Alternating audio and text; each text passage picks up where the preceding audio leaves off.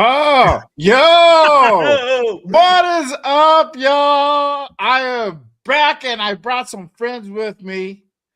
What is good? What is good? Welcome to the new Raiders Unfiltered, now also known as the Fab Three.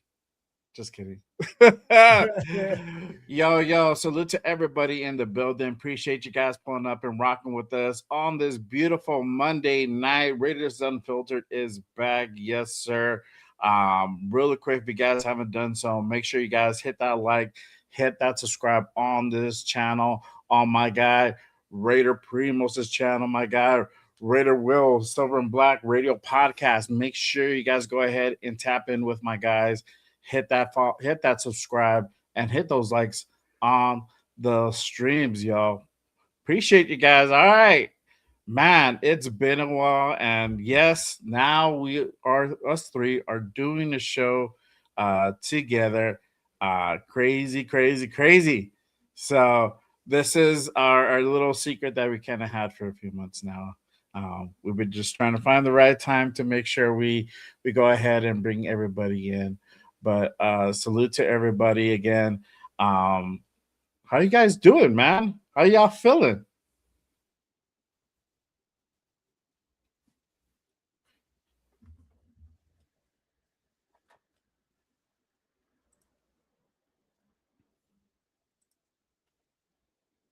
Wait, I think Primos is muted. I think Primo's muted too. Is muted, dog. Bro, okay, so hey, I got a new mic. No, look. I got a new mic. And I've been muting by pressing the button instead of like pressing the mute on the microphone on StreamYard. I forgot that I have to like press it again, have my audio sound again. I was like, yo, dog, is it me? Am I tripping? Or is it like, what the fuck is going on? But as I was saying, I said it with when OTAs ended.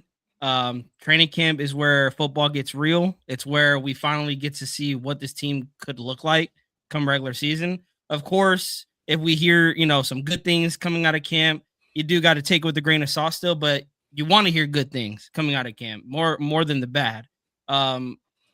These past few seasons have shown me that training camp matters, preseason matters. I know a lot of people like, oh, it's training camp, games don't matter, it's just practice. No, shit gets real in training camp. Showing that the Raiders are for real, it starts in a couple of days. 3 days, I believe, right? Bro, yeah. 23rd, it starts for real to see what these Raiders are made of. Yes, sir. Well, how you feeling, my guy? Man, it is hot, baby. It is just like Primo came in, baby. He came in hot and furious. I mean, like I could see the emotion coming through the microphone. But you know what, bro? I felt the same way we are with the Raiders. We're all hyped up, right? Everybody's caged up, but we just can't see anything yet. It's just like Primo said. We're about to get into the stage where we see all the rookies come in, where all the hype come in, where everybody tells me how good the Raiders look and that we are killing it in preseason and that we're going to the Super Bowl. Right, let's calm down those hype trains, baby. I'm just telling y'all, man, it's hot right now because it is hot as fuck where I live. But I mean, like, yo, it's hot everywhere. But at the same time, man, it's the beginning of the season and everybody's excited. I mean, the home opener got a lot of hype, a lot of big things coming up. And I mean, like, yo, Raiders football is upon us, boys. The whole reason I think that we have an existence is upon us. And this football season is a short season, and we have a new team. We have a new squad. We have a lot of stuff that we're looking at. And, man, I can't wait to break it down with you guys. Yes, sir. Literally, we have been waiting months and months, but we're almost here now. Raiders football is about to go ahead and begin, man. A lot of good things coming up, literally right around the corner. But like Will said, literally – rookies report on Thursday, so it's everything's happening really quick. So and I know it's kind of been slow the last couple of months, and it's a change, yo. It's a change because normally there's always something going on, some type of drama. Somebody did something. Somebody's about to go ahead and get traded. There's conflict in the room and yada yada. But it's been mostly pretty quiet for the most part. And so, man, it's called what it is. It's been boring. No, It's been boring, bro. No, actually, you know what? It hasn't been boring. It's been productive, bro. The thing is, there's a lot of things that we got to look at.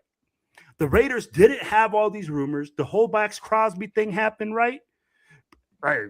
Fuck it. You see the chat's going crazy right now, bro. And I'm going to tell you, I'm going to squash this right now.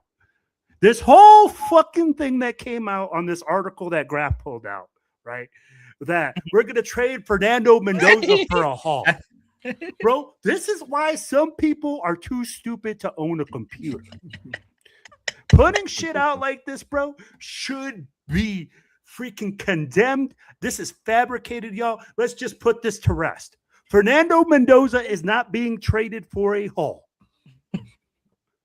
Hey, wow, you were kidding. I don't even know how I'm coming out on fire. I think I wrote in the chat. I was like, how do you even wake up and was like, you know what? I'm gonna write this, and it's a good article. Right. Roshan says, yeah, baby. Yeah. He's like, wants me to say, yeah, baby, after sentence. Was it on? Oh, like Dick Vitale. Oh, Dick Vitale, baby. Yeah, baby. You know, baby. I love it, bro. Hey, but that's my favorite thing, my little favorite catchphrase for you now. You know, the only rumor was the trade. That was the only thing that happened this offseason. And guess what? The Raiders fucking did everything legit. Like, if you look at the way that, bro, we took him back in, and fucking this dude got so much swag, bro. Spytek got swag oozing out that body. He just goes like, hey, bro, I'm not worried. Hey, he said, I ain't worried about that, baby. We can intake that freaking salary cap. I got this. I was like, God damn, bro, this motherfucker's a pimp. Here's my thing, Raider Will, with that. How look on between the two organizations, the Baltimore Ravens and the Las Vegas Raiders. One thing we've said about the Raiders organization is dysfunction. Like, one word to sum it up. People were looking at the Ravens organization like, what are you guys doing? Like, what are you guys doing? They're not looking at they looked at the Raiders like, this is an organization looking what they did. Now, like, you already got defensive pieces, and then you're adding Max Crosby back to that equation. That's why I believe, people, I believe what you said. Spytek, it's like he went into that, the free agency, like, let's hold off on a bit. Let's see if this trade is going to go through or not. It's like he planned. It's like he planned. It's like he planned. Max Crosby was going to come back, and Spytek is looking like a genius right now. But again, I'm going to say right now he's looking like a genius. But his draft class has yet to really see the football field, and last year's draft class has a lot of questions that need to be answered. Well, it's still early and they haven't put on pads yet, and we're about to find that out really, really, really soon. Before I go ahead and kick off really the show, let me go ahead and do a quick roll call again. I am back, and I got some friends with me, the brand new Raiders Unfiltered. But let me go ahead and shout out the peeps in the building. Shout out to Demokes in the building. Our guy Rorschach Raider, salute.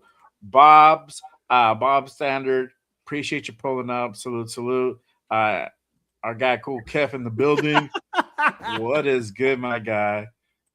Shout out to Anthony in the building. What it do? Salute, my guy. Anthony Estrada, what is good, my guy? Appreciate you pulling up. Raider Travis in the building. Yes, sir. Let's see. David in the building. What is good? Appreciate you pulling up and tapping in. Huey P. What is good, my guy? Salute. Thank you for pulling up and rocking with us. What's going on, Huey? Shout out to Lecky in the building. Salute, my guy. Appreciate you pulling up and tapping in. Let's see here. Raider Scorpio. What is good? Appreciate you pulling up. Shout out to Excel with the Silver Star.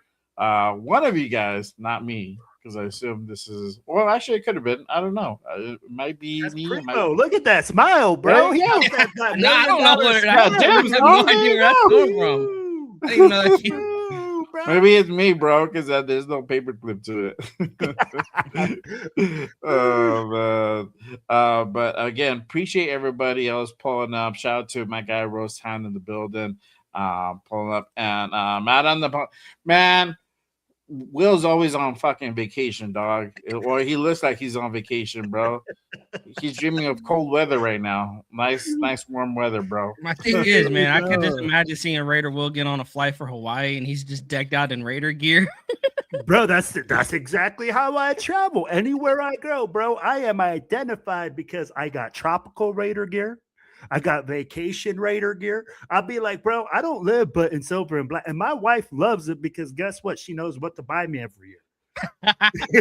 Right? Hey, that's what I tell my girl. Hey, you need to know what would give me for Christmas and birthday? Raider gear. Bro, Raider my wife gear, goes I like, I buy you Raider socks because I know that you're going to like them. I get Raider underwear, bro, because my wife goes, I know that you'll wear them. Damn, bro. I would wear Raider underwear, but I'm gonna get Raider curtains right behind. Hey, it is what it is, bro. There's gonna be a Raider sticker smacked on his microphone. There you go. Hey, bro. But appreciate you guys. Yes, sir. Appreciate you guys pulling up. All right, let's go ahead and get this thing underway, y'all. So again, rookies report to training camp on Thursday. Let me ask y'all, which rookie should there be an eye out for?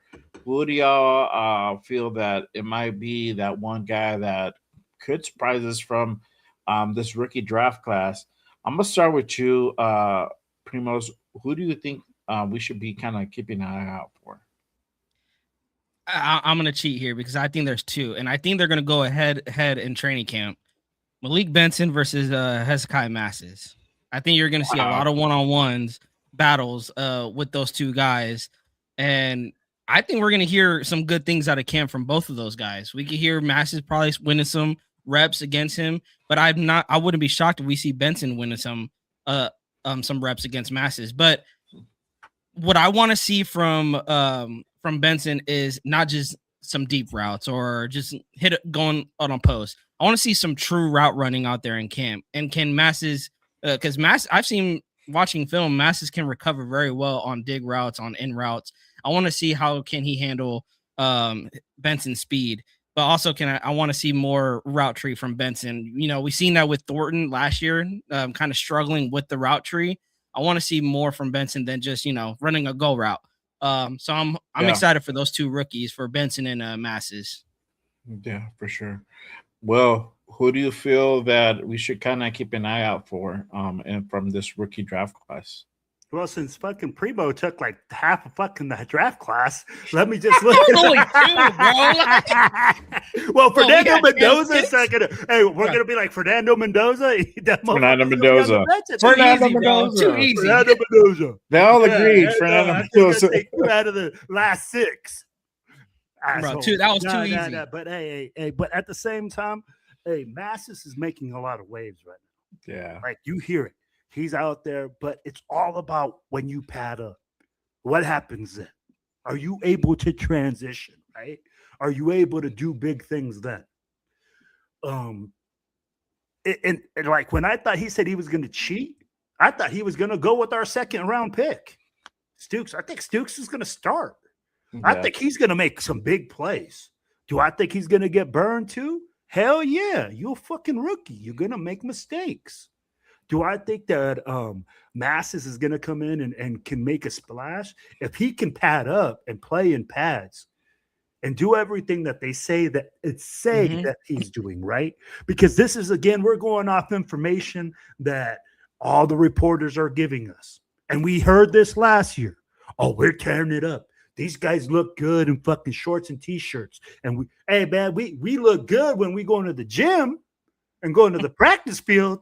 But game day, we look like ass cheeks, and we just got clapped every game. Yeah.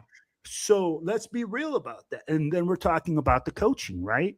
We're saying, oh, this guy's an unproven coach that is a great offensive mind. and to see what's going to happen. But I'll tell you like this. I'm like, don't be surprised if Fernando Mendoza comes along faster than what people think. Like, that guy is talented, man. That guy, you know what? He reminds me of a fucking Tom Brady, a nerdy ass motherfucker. Bro, I would, if I looked at a football player, tell me you would pick this dude and say, oh, yeah, bro, I want this dude on my squad by just walking by him. Yeah. You think he works at the grocery store? Bro, this dude should be counting my coupons at the swap meet. Should be bagging your groceries, god damn it. You know what I'm saying? Fernando, go get a price check on the steak. But Yeah, are you sure this is right, dog? I don't know. Let me speak to your manager. I'm just saying, I'm like, yo, he can come around, and I'm like, again, he's in a perfect spot, bro. That dude is in the perfect spot. And people are like, oh, well, if he doesn't start, it's a busted lost pick or lost first round pick. I'm like, you fucking high, bro. This is the problem with the Raiders or Raiders fans. We think every fucking guy that gets drafted needs to start immediately. I'm like, nah, bro, let him earn that shit. Yeah, 100%. And see bro. what happens. Mhm. But yeah, man, I'm like, I'm gonna go with Ezekiel Masses too. I'm like, I'll go with Stukes and Masses because he picked two, and I'll just double up on Masses because I like defense, man, and I really, really do hope that we get an upgrade there because I think the Cameron Richardson, bro, I think he's on the bubble. He's on his way out. I've been rooting for DCam, but he's never Definitely on the bubble, I feel. he even when injuries happen and he got his shot, to come in for those injuries, quarterbacks went his way right away, and he did nothing about it. Yeah. So the preseason is going to be training camp, and preseason is going to be big for DCam, just to make the roster, not even just to like start or see the playing field, just to be some sort of a depth piece in that corner room. Exactly. I agree with you 100%. Oh man, look at Raider Ryan, member for 15 months. Yeah, I'm gonna post up this thing real quick. Yeah, I mean, for me, I'm gonna go with my guy Rose Town. Zun's a sleeper. I agree, bro. This dude is gonna be a dude that he might steal somebody's job this training camp. We're gonna see what's what, and there's still battles. There's still battles there, right, left, maybe right side. You never know, bro. So, you never know. Jay, let me tell you like this. I don't consider him a sleeper. I consider him an actual starter on this offensive line. No, I think he's going to come in and start. Don't be surprised. Yeah, definitely. That's why I'm thinking he's competing, bro. I'm thinking Will, he's competing for. You said this is when it is time, like the pads come on. It is time to put up or shut up. Best believe he's going to get some reps against who, number 98 on the other side of the ball. And I can't wait, bro. I can't wait because guess what? If he pads up, bro, that's the best part to watch and go practice. I don't give a fuck about the rest of practice, bro. When you watch the Hogs, the offense and defensive line, oh, bro, that's where you're gonna tell if you can win because those pimps up front, bro, they do work. And I'm telling you, bro, Trey Zune can play both sides of the offensive line. Yeah.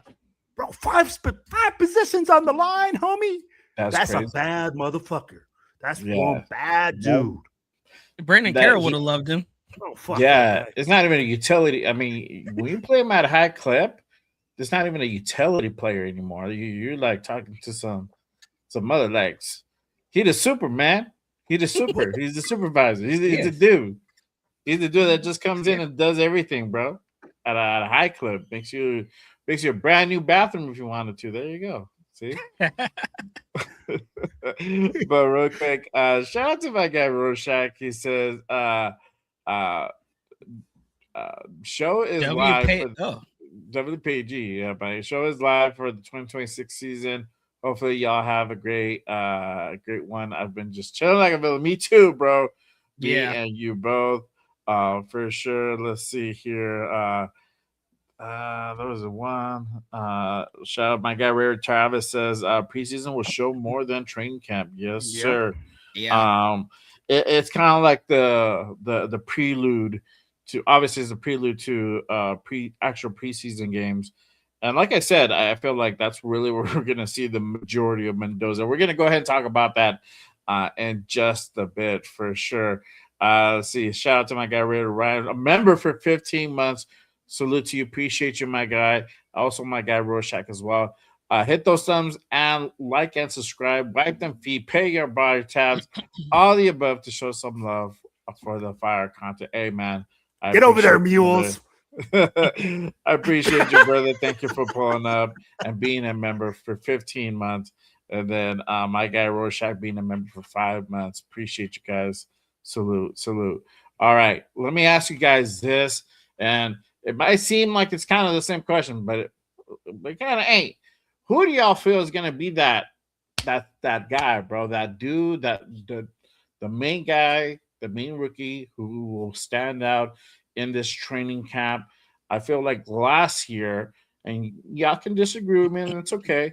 I feel Darian Porter was kind of that guy who kind of was a standout. A lot of praise was coming out of camp for him. Literally almost, they're competing for a starting role. But who do you guys feel this year, this training camp is going to be the guy that rookie standout? Well, I'll go back to you. Bro, we just got done talking about him. Trey motherfucking Zune. You better learn that name. You better call him Mr. Zune when he walks by, bro. Because that dude is going to be one bad hombre. Bro, I'm telling you, bro, like to be able to do all the things that he does at the clip that he does, and when he pads up, bro, hey, we already know JPJ is on notice. Hey, I don't know what other guard you see that we can bring in that we have. I mean, like guys are talking about Buford. Buford might start. I mean, like, yeah, he might be a little bit more advanced, but that means that you're going to see this guy at a high clip this year. Mm-hmm. Besides Stooks, Stooks is going to start. I guarantee you, Stooks starts. Yeah. So I'll be like, but the only other guy that I think will get that much will be Trey motherfucking Zune. QP says if JPJ can't stay healthy on the field, it might be traded. Okay, traded, but there you go. Yeah, we're gonna go ahead and kind of preview also the training camp side, the regular training camp. Vets report, I believe, next Wednesday or Tuesday or Wednesday of next week. So the 28th. I don't know offhand what day that actual day of the week that falls on, but we're gonna be previewing that for sure. Will, who do you feel is going to be that rookie standout that's just going to be like, that's a dude? Trey motherfucking Zone. I mean, like, do I have to repeat myself? Dude, that dude is a motherfucking dude. He's going to come out and people are going to be like, we got that guy in the 3rd round. Mm-hmm. They're going to be like, a 3rd round. We got a potential starter, bro, on the offensive line in the 3rd round. And watch him, bro. They're going to use him all over the field. If they feel that he's better than the 2nd string left tackle, he'll play left tackle if freaking Colton Miller goes down. If they think he's the best or the 2nd guy at left guard, you're going to see this dude play a lot, bro. And you're going to see him play all over the place. Unless freaking coach likes him somewhere really specific and he starts. Can't keep him off the field. Bro, Rick Dennison ain't no fucking pendejo, bro.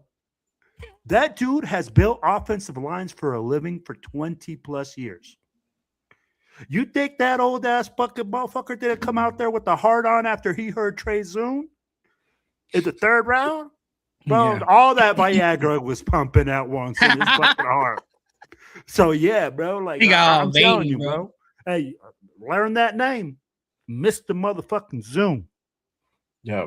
You better ask somebody. I'm gonna go with Zoom, but my 1B to that, and shout out to Huey, McCoy, man. I do think McCoy's if he's able to go ahead and stay healthy during training camp, he's definitely going to show why he should have been picked at number 1 and why we literally kind of stole the draft back in April. So I agree with you, my guy. If he could stay healthy, McCoy is going to be definitely a guy that's going to be competing for a starting role, and he might take He might take somebody's job. Let's just keep it a bean. He might take somebody's job. So I'm excited to see. Yeah. But taking aside, bro, like when has really a rookie not signed? It's very rare and in between if that ever happens. Obviously, we know who hasn't signed, but hey, it's all about just making sure the guaranteed money is in place, bro. So that's usually the case. Yeah. Yeah. But speaking of that dude, Fernando, we talked about a little bit earlier, but obviously this is going to be Fernando's real first test in the Raiders offseason, hitting training camp, putting the pads on. It's not going to be, hey, I touched you, you're sacked, you know. It's going to be for real this time. Dudes are going to go ahead and pop them, and definitely go ahead and welcome into the league for sure. But how do you guys feeling about Fernando going into this training camp? And obviously, preseason right around the corner, he's going to be doing that as well. Do you think it's going to be he's going to be a sink? Is he going to sink, or he's actually going to swim in this training camp? Well, I'll go to you first. What do you think, bro? What? I feel so magical, bro. Was there supposed to be some type of sound effect? No, I'm like waiting for it. Yeah. Hey. I still can't hear it. Oh, no. you guys still can't? No. Oh, man, it must not be playing over the thing. Oh, crap. Oh, well.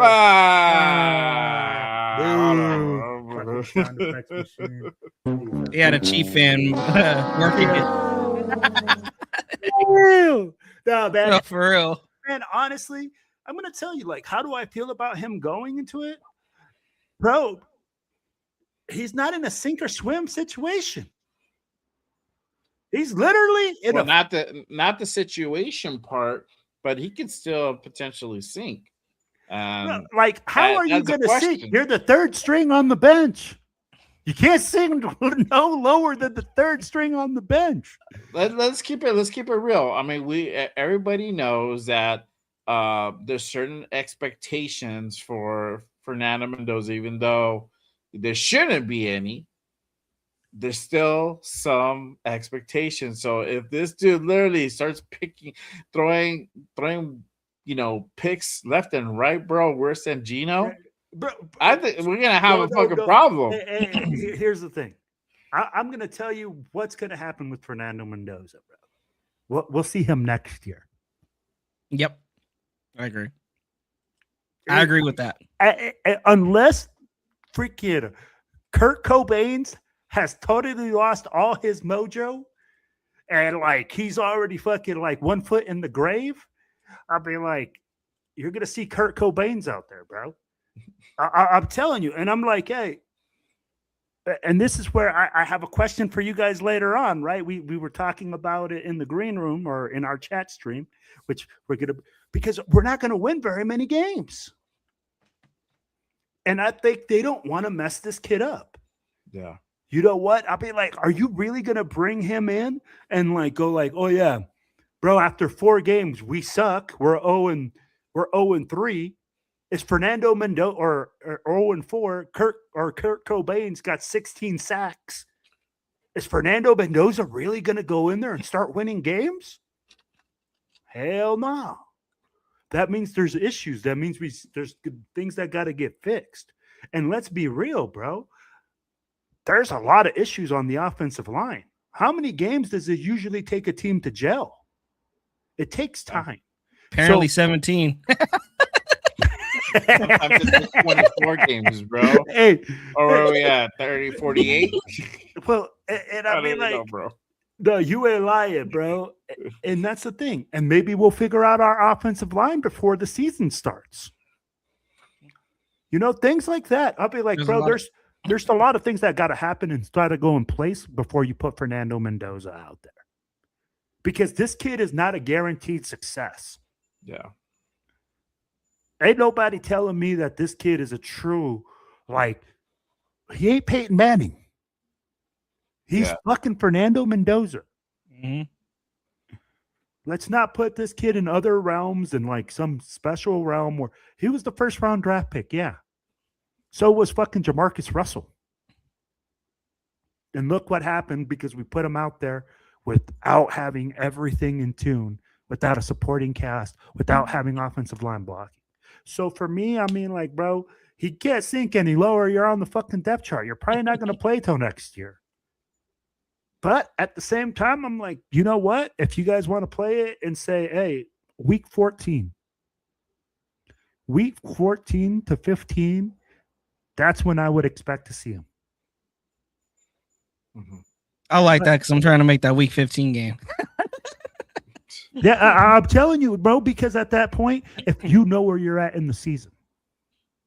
If you're not winning games, might as well get him the experience. Exactly. That's where you go and you say at week 14, you get Fernando the experience. You groom him the whole way through. Fuck, you suck. Bro, I'm telling you like this. When you first start at something, you fucking suck. What did he say? I'm working on my footwork and my timing. Footwork and timing is the bare basics of the West Coast offense. Taking snaps under center. Yeah. He said he was working on that as well. Getting all those things, guys, those are all the bare basics. So how are we going to say that Fernando Mendoza is going to be fucking ready by week 4? By week 3? When he's learning the steps. 1. When he's learning how to pre-read the field. When Kurt Cobain's over there already got that experience. He's like, hey, baby, come eat some ice cream at my house. I got some chiclets over here. Shit. And you can read my 18 playbooks that I've had before, and you can look at things. So, man, I really just hope, man, that like I said, there's nowhere for him to sink. There's only a place for him to grow. Yeah. For Fernando Mendoza, the only roof is pointing up, bro. Even through those mistakes as well. You know, he's going to make – that's what Raider Nation needs to understand. He is going to make mistakes. He's a rookie. You know, like I think that's what was bothering me when we were talking about the, you know, pre-draft with Mendoza is people were looking at him like – or from our standpoint, from my standpoint, is people thought I was banging for the table for Mendoza, hoping Mendoza's going to come in and be the magical unicorn and take us to the Super Bowl rookie year and win us. No, it's going to take time. I know that. Yeah. But I also know you need a right coach. You need a right situation. We've said that with many, many quarterbacks. But to Raider Will's point, I would also add this with the Jamarcus Russell take, work ethic. Jamarcus Russell and Fernando Mendoza have a different work ethic. Fernando Mendoza wants to get better. Fernando Mendoza wants to work on his footwork. He will not. Hey, you give him a blank tapes, he's gonna probably come back like, "What the fuck is this shit?" Primo, you let him. That's true, 100%. Let him know, Primo. Like, let's keep it a buck. So that's why the Raider PTSD, it's real. I get that, but two different players. Like Will said, Fernando Mendoza is not Peyton Manning. He's not Tom Brady. He is Fernando fucking Mendoza. That is it.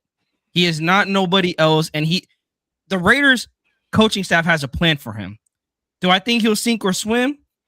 I think he'll swim because of that work ethic that he has brought to the Raiders and just to himself. He wants to get better. But of course, from our standpoint, we haven't seen what does that look like. We haven't seen any videos in training camp. They haven't put the pads on. Preseason has not, hasn't started. This is what I said with Mendoza. The answers are going to start becoming more clear once training camp finally comes around. The pads go on.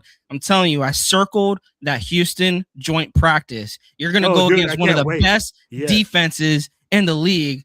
That is where you're going to see what Fernando Mendoza is really made of. And also, I don't want us to play safe in preseason. If this rumor of Kurt playing the entire season is any truth to that, put Fernando Mendoza out there and get him as much experience as he can. Even though it's just preseason, I don't care. If you're not going to play him in the regular season, get him as much experience because you ain't wearing a red shirt in preseason. You got people trying to come after you and take your head off. Whether people come out, it's a second string, third string, those are still NFL players. I like to see anybody in this chat and on this panel try to go take a snap in the NFL against some third stringers. I'd probably be running for my life. Like, nah, I don't want this ball. he's still gonna have people coming to take his head off. And that's what I put the pressure on Fernando Mendoza. Don't baby him in this training camp. Do not baby him in this preseason.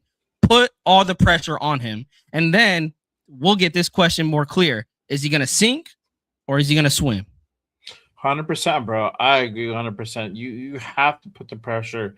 You have to see how he reacts to different defenses, different packages. And if, not only the actual getting hit part, but the pressure of it, like you said, and being able to go ahead and identify, certain defensive schemes and be able to go ahead and, audible, call timeout, whatever he needs to go ahead and do to make proper adjustments and know like, oh shit, these dudes are most likely going to come in a blitz. I need to go ahead and get rid of the ball early, because it's going to come. So I got to be ready. Right. And I'm going to ask you guys this question. I feel that Fernando's, he's going to swim. I'm not too worried about that part. I honestly don't think anybody could probably be worse than Jamarcus Russell. I don't know, but that's pretty bad, bro. That's like your uber worst case scenario, bro. But we talked about this kind of earlier today, and we wanted to go ahead and kind of also bring it up to our chat. What is the likelihood of Fernando actually sitting all season? I know, Will, you said about maybe most about 15 games, maybe having him play the last 2, maybe 3 games of the end of the season. I think pretty much you kind of said the same. I'll go back to you in a second. But shout out to my guy Severe in the building. He said in training camp, look for his Hickzaya Massis if he's healthy to allow if he's allowed to fully participate, and obviously Jermon McCoy if he's allowed to fully participate in that. Let's see here. Hold on. Certified Junkie. I got this hat at the Raider Image, my guy. So I don't know. I think they still have some. Raider Image be taking our money, man. They know, I know, bro. Raider gear. What is it, Hoyer? I think Brian Hoyer was the one that actually wore this like during a game, and I'm like, I want that fucking hat. I need that in my life now. It's always the players. The players be wearing some freaking dope ass hats, man. I haven't seen them really rock like some good shit. Hoyer was the only one really like I've seen with a nice hat, and then the next year they like it's always the backups, bro. Yeah, Super Gino had a fucking. That's all they're doing is wearing hats. Yeah, Gino wore that shit, and I'm like, fuck that. But hey, this is one of my favorite hats for sure. So Primoz, what do you feel like? Do you think what's the likelihood of actually Fernando sitting all season long? Do you see him eventually coming out? And around what game do you think that's going to happen at? Latest, maybe the last game of the season. But here's why I say week 14, week 15. I agree with Raider Will is just the schedule. Like wins are not going to come, and if the wins don't come, why not put Mendoza out there? If you been eliminated from the playoffs, or there's a likely chance you are not going to make the playoffs, which. Let's keep it real, Raider Nation. The Chiefs are perennial playoff team. The Chargers are a perennial playoff team. Same with the Broncos. They just coming off the number 1 seed. The Raiders are not there yet. Doesn't mean they can't be, but to ask that from this season, also going against the NFC West, that juggernaut of a division, 3 playoff teams in that division. Mendoza should see the field week 14, week 15, especially if you have a losing record. Why not? Why not put Mendoza out there if you have a losing record? Like at that point, I feel like that is more of a bad thing or a bad growth for Mendoza. Because again, if he's gonna make mistakes, like Kubiak, you can't play it safe with Mendoza. If you have a losing season, don't be like, oh, we're just gonna wait till next season with Mendoza. No, you have a chance to go see what he can do with actual bullets, going against a starting defense. And say what you want. Let me see if I could take a look at her schedule real quick. You have the Broncos, the Titans, the Cardinals, and the Chiefs the last 4 games. I think that's a pretty good schedule for Mendoza to get his feet wet in the season. But if you go through this entire season not playing Mendoza, essentially his sophomore year will be his rookie year. Mm-hmm. Well, you sticking by your 15 around game 15? You know what, bro? I'm gonna 15. tell you like this. You asked what the probabilities were of Mendoza playing this season. I'm gonna go like 80% to 90% that he'll play this season. Why? Because we fucking suck. I'd be like, we talked about it, bro. We ain't that much better this year. And I don't want to hear this whole thing, hey, we going to the playoffs. Playoffs, my Jim Mora voice. What the fuck you talk about, bro? We just want to win a game. We just want to get through the season without getting pounded. But do I see that we'll have more wins the next year? Yeah. But to even be close to it, I'd be like, I don't think we'll be close. So, yes, I do expect them to play game 14, 15. Yeah, like that's exactly where I expect them to be ready at. Mm-hmm. That's exactly where I expect the team to be like, hey, you know what? These defenses now later on, if these defenses are going into the playoffs, the Denver Broncos, they're not going to have all their starters out there. They'll have them for a while. He'll get some reps against them. He'll get to go against their ones. He'll get some season. He'll get pepped up. Next year, everybody will be hyped up because then it'll be the Fernando Mendoza trade. Yes. Yeah. And then shout out to Raider Scorpio. He says, all depends on the online how it holds up. You don't need him to get hurt out there. You can't play it safe with him. You can't play it completely. You can't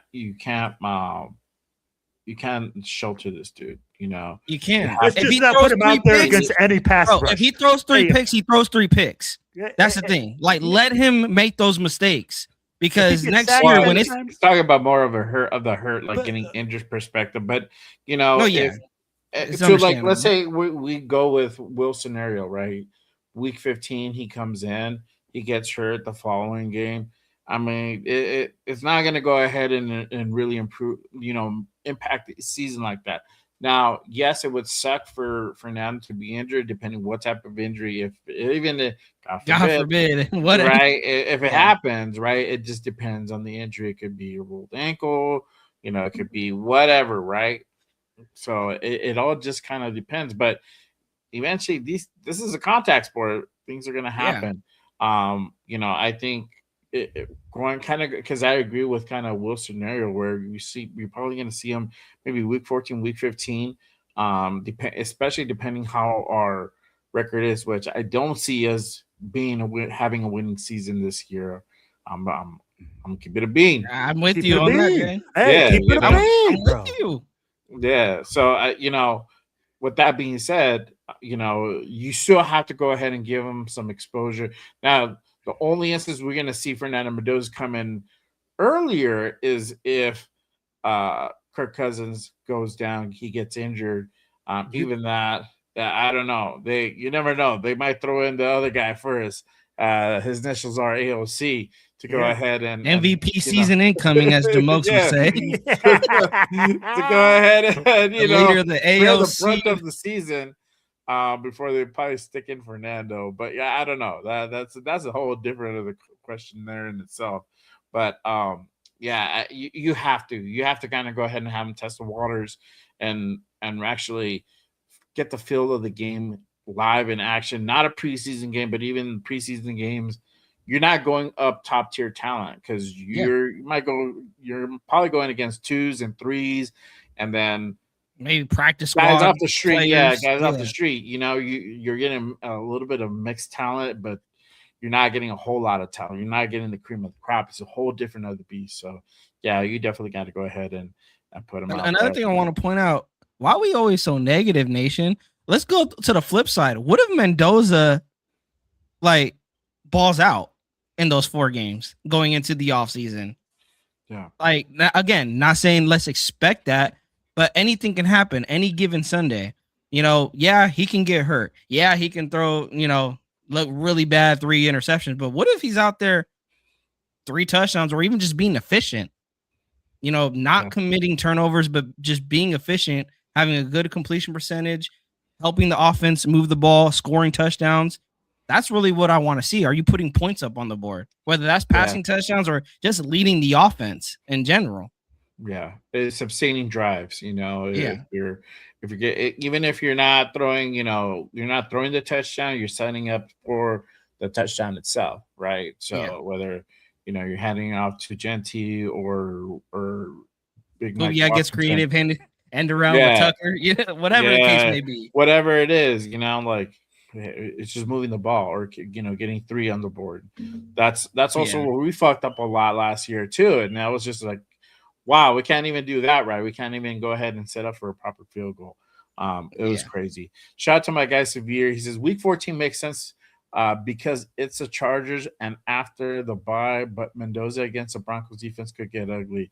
I think it's just growing pains. Gotta put them out there, and I think that's the thing.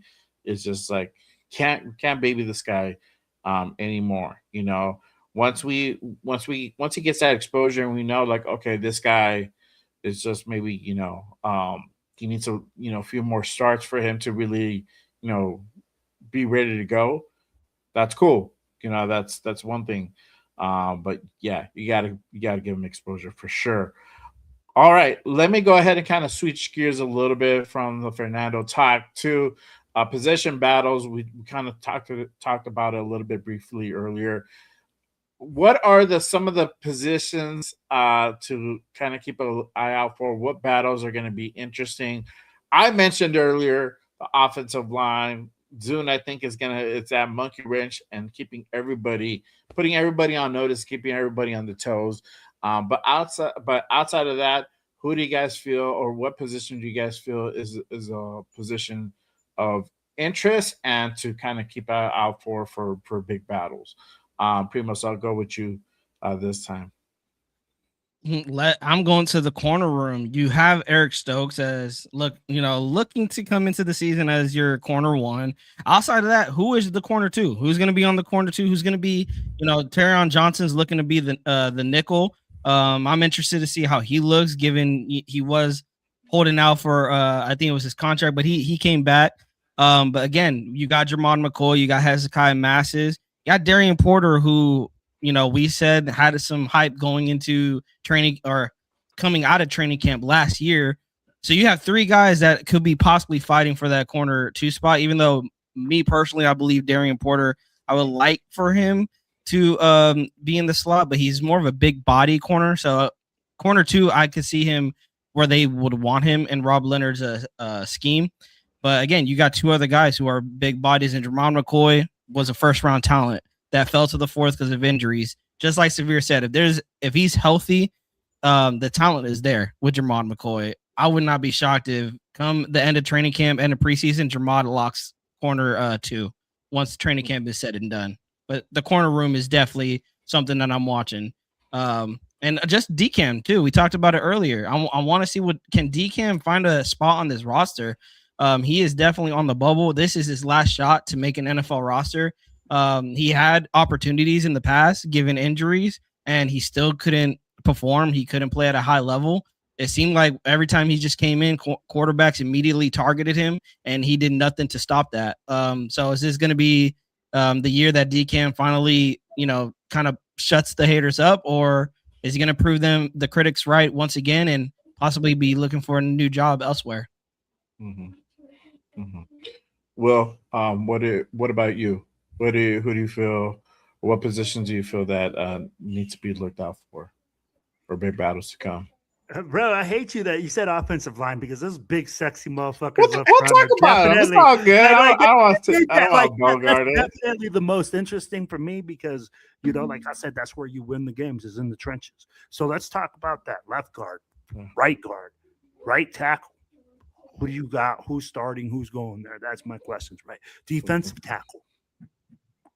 Who's going to start there? Right? Oh, nobody knows. I don't know. Shoot, you're going to tell me Adam Butler for Adam Butler's going to start in the 3-4 front as a. Don't just say nothing bad about Adam Butler. That's 805's guy. He's protected this is where the thing comes down, right? So then that means if we're playing him in a 3-4 front, he's not going to be a double A gap plugger. Yeah. So that means we're going to be slanting and we're going to be using a lot of stunts on that backside instead of just having all that, because you can't have him as a double A gap plugger. So when you have that, then you got to say, hey, who's going to play opposite of Max Crosby at defensive end? Is it going to be Kwity Paye? Is it going to be Malcolm Kuntz? Yeah. That's where I'm saying that's why it's the most interesting part for the Raiders. Because offensively and defensively, like both of them is where we need to maximize positions. Yeah, that's great. We got Tyler Lindenbaugh and then we got Colton Miller. Great. We got Max Crosby. Great. Who the fuck else we got? Yeah, for sure. My guy Severe says Teron Johnson versus Stooks for the starting nickel spot. Stooks played primarily nickel for the Wildcats, and if Teron loses, he may get cut. Ooh. You know what? I'm gonna throw this out there because I feel Stooks is probably gonna compete with Paul Mal. I don't know. I'm probably wrong. I'm probably full of it. I feel the Johnsons are going to battle it out, and you could still throw in Stooks into that because I think they're going to go ahead and just kind of like let that dude find his, more dominant position. It could be nickel. And this is crazy. This is kind of like the first time that we're pretty strong at nickel because any of these guys happen to win that job, man, that spot's going to be sweet.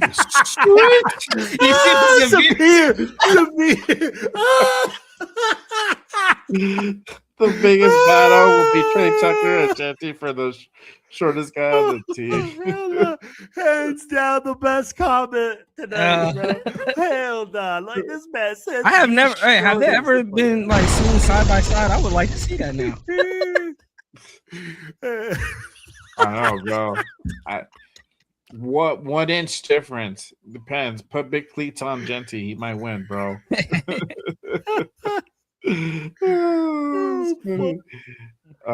shit just got me all fucking distracted now. But I don't even know what the fuck we were talking about. The position battles. I'm glad. I'm glad Severe brought up Trey Tucker because what about wide receivers? Like, did you have Naylor? People think Naylor could be your number one going into the season. I think he is. I feel like Justin. I think he is. I think I think look at the room. I mean, I don't think there's much competition there, bro. I think. But I'm more watching them just because this is a group that people believe that can hold the Raiders' offense back, along possibly with the offensive line. We already know this. We suck. We got the worst wide receiver room. I mean, like if you looked at our wide receiver room and you were like, "Hey, man, looks like we got a bunch of dogs in there." Man, what the fuck you been smoking? But let's look at it like this. Like Jay said, hey, I like what Jay was talking about. Let me go back to this Terrion Johnson situation. I think I would Severe, Jay. I think Terrion Johnson is competing with Stooks. I don't think Palomao is in there because you don't want – Palomao's young. I get that Terrion Johnson is young too, but he's injury prone. Palomao is a homegrown guy. So when you look at that and you look at the way that the depth is, right? Look at Jeremy Chin, Isaiah Palomao, Stooks, Johnson. Terrion Johnson only plays the nickel. Yeah, that's it. That's it. Yep. Mm-hmm. He doesn't have versatility. And what's one thing that the Raiders are valuing on defense? Versatility.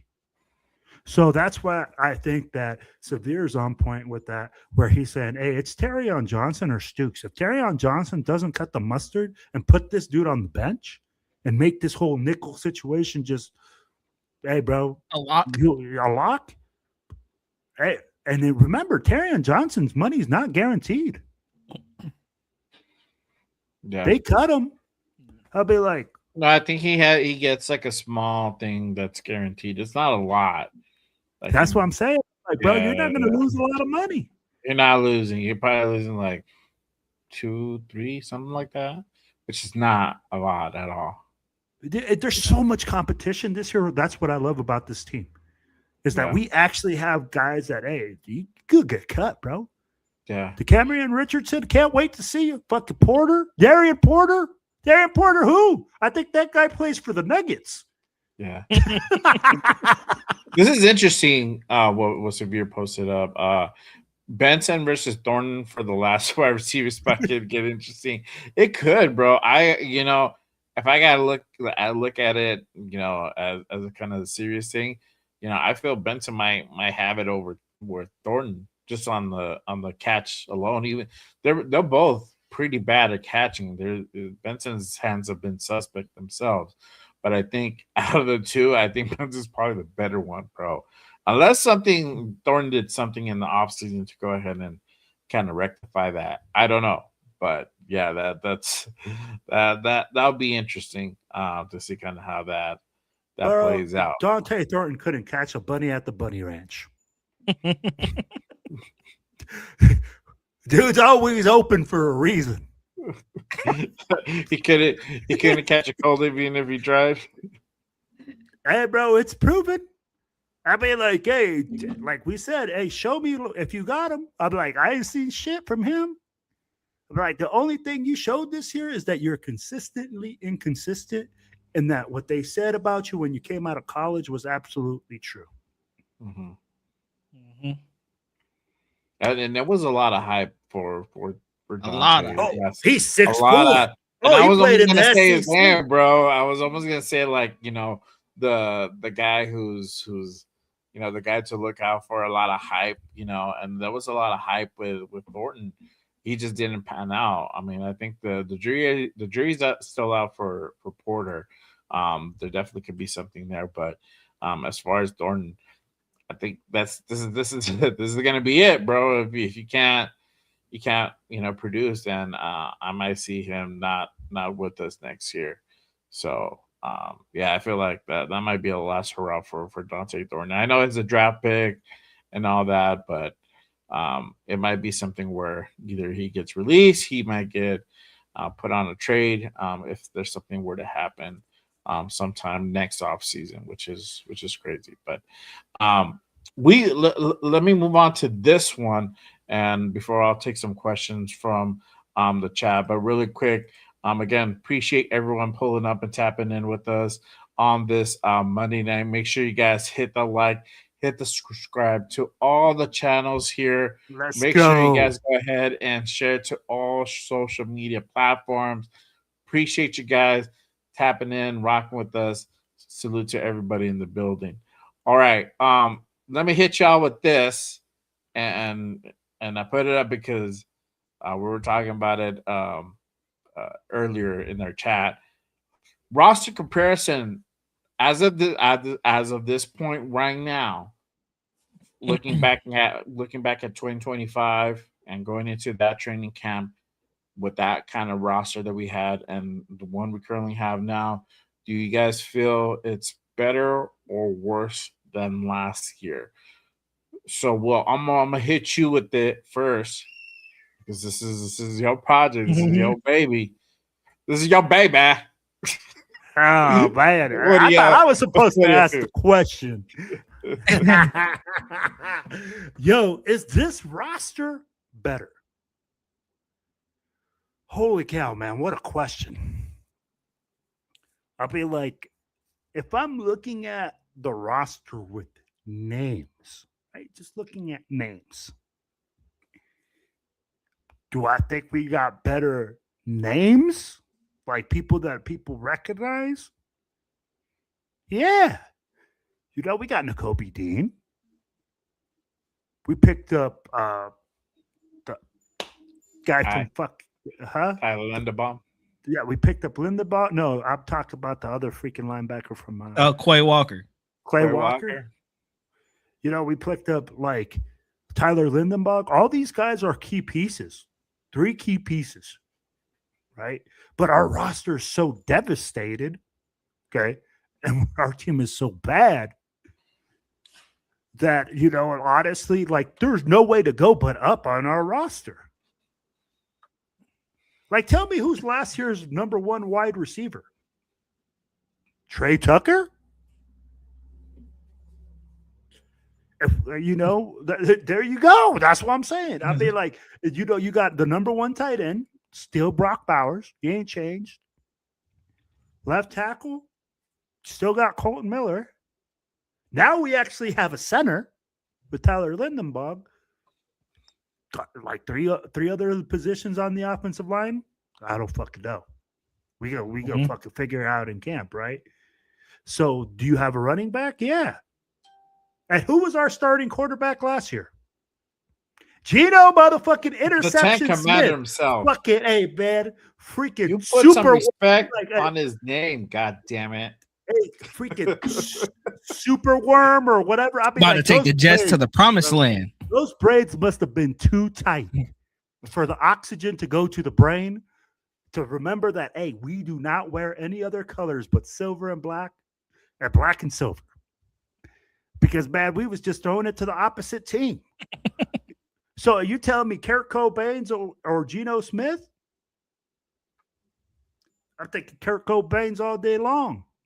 Yeah. So just looking at the roster that way with names, yeah, but then again, it's all about the production on the field, right?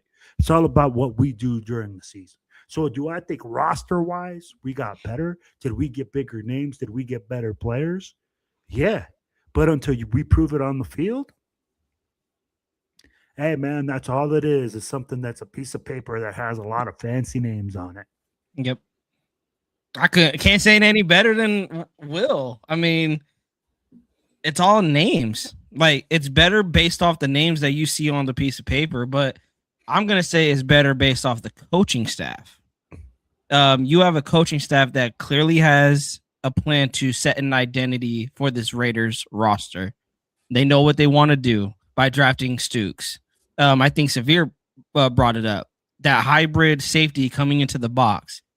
They wanted to do it last year with Chin. They might do it this year with Stooks. They are clearly trying to find something with Stooks and Dalton Johnson, shore up that secondary altogether, adding Jermon McCoy. They added a lot of secondary pieces, and then you're adding Nakobe Dean and Quay Walker to the linebacker. That's not even to mention that you traded Max Crosby away just to get him back. So they addressed needs in the free agency period. They addressed needs in the draft. Talent-wise, I believe they got better. But to Will's point, this means nothing if, down the line, these guys are not panning out. They're not here for 4+ years. Hopefully, we're hoping these guys can get a second contract.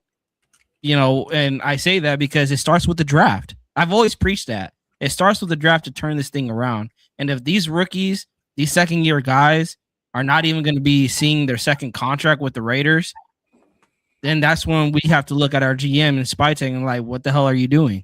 You got to look at the coaching staff. How are you developing these guys? Yeah. But I believe that this coaching staff, they got a plan for all this entire roster. They know what they want. I believe they are going to set an identity this season. And so, yeah, but hopefully down the line, I think maybe next year or 2 years, we're really going to get our answer, because this year I'm already, it's going to be a losing season just based off, it's a young team. The growing pains are going to happen, but I think we're going to see hope with this roster that there's going to be a better future down the line. Yeah. I mean, like you said, the draft, it starts with the draft. That's really where you build, real competitive teams through the draft.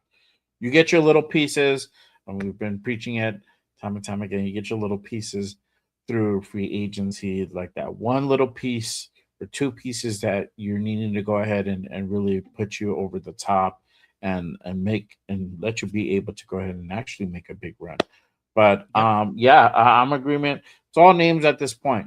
We really need to go ahead and see the performance out of it. That's going to be through training camp, through scrimmages, preseasons. That's really going to go ahead and determine whether this is really a better roster than it was last year going into training camp. Obviously, on paper it is, but that's kind of where it ends at this point. So, we know that Nakobe Dean hasn't been at off-season workouts and all that for majority of the off-season. So hopefully he's going to be able to go ahead and go into training camp and be able to go ahead and participate, and hopefully maybe take a couple reps in preseason. But yeah, again, again to my guy Severe's point, it's a building year, and it's not going to look pretty. It's not going to look nice. I know we're an impatient fan base, and we're going to go ahead and be calling for heads if we're 0-5, this season. And hey, Place bets when people want Kubiak fired. prepare yourself for the worst. I've been telling you all season long. This season ain't gonna be pretty. And I hope I'm wrong. And I hope that it actually turns out to be the opposite. And maybe we're not doing so bad. Maybe we're even. Maybe we're a 3-3 team, or 4-5 team. Something along 3-3, 2-2 team, 2-3 team, stuff like that. And hopefully we're on the brisk of maybe putting a decent season together, and that's fine. But all intents and purposes, this season's gonna look shitty. It's gonna look better than what it did last year. It's still gonna look shitty. It's still gonna look like shit. It's time for the Raiders to exceed expectations. Like for us as a fan base, lower your expectations, and it's time for the Raiders to prove it on the field. Like they need to prove it on the field that they can be a force to be reckoned with in the NFL and stop being the bitches of the NFL. Because right now they are 1-12 in the, like people saying we're gonna split with our division. You guys, they are 1-12 in the past 2 years against the division. What have they done to make you guys think they could split the division, the entire division? I have them getting swept by the Chiefs. I have them getting swept by Denver. Maybe they can split with the Chargers, but as of yet, since Jim Harbaugh's been there, he's owned our ass.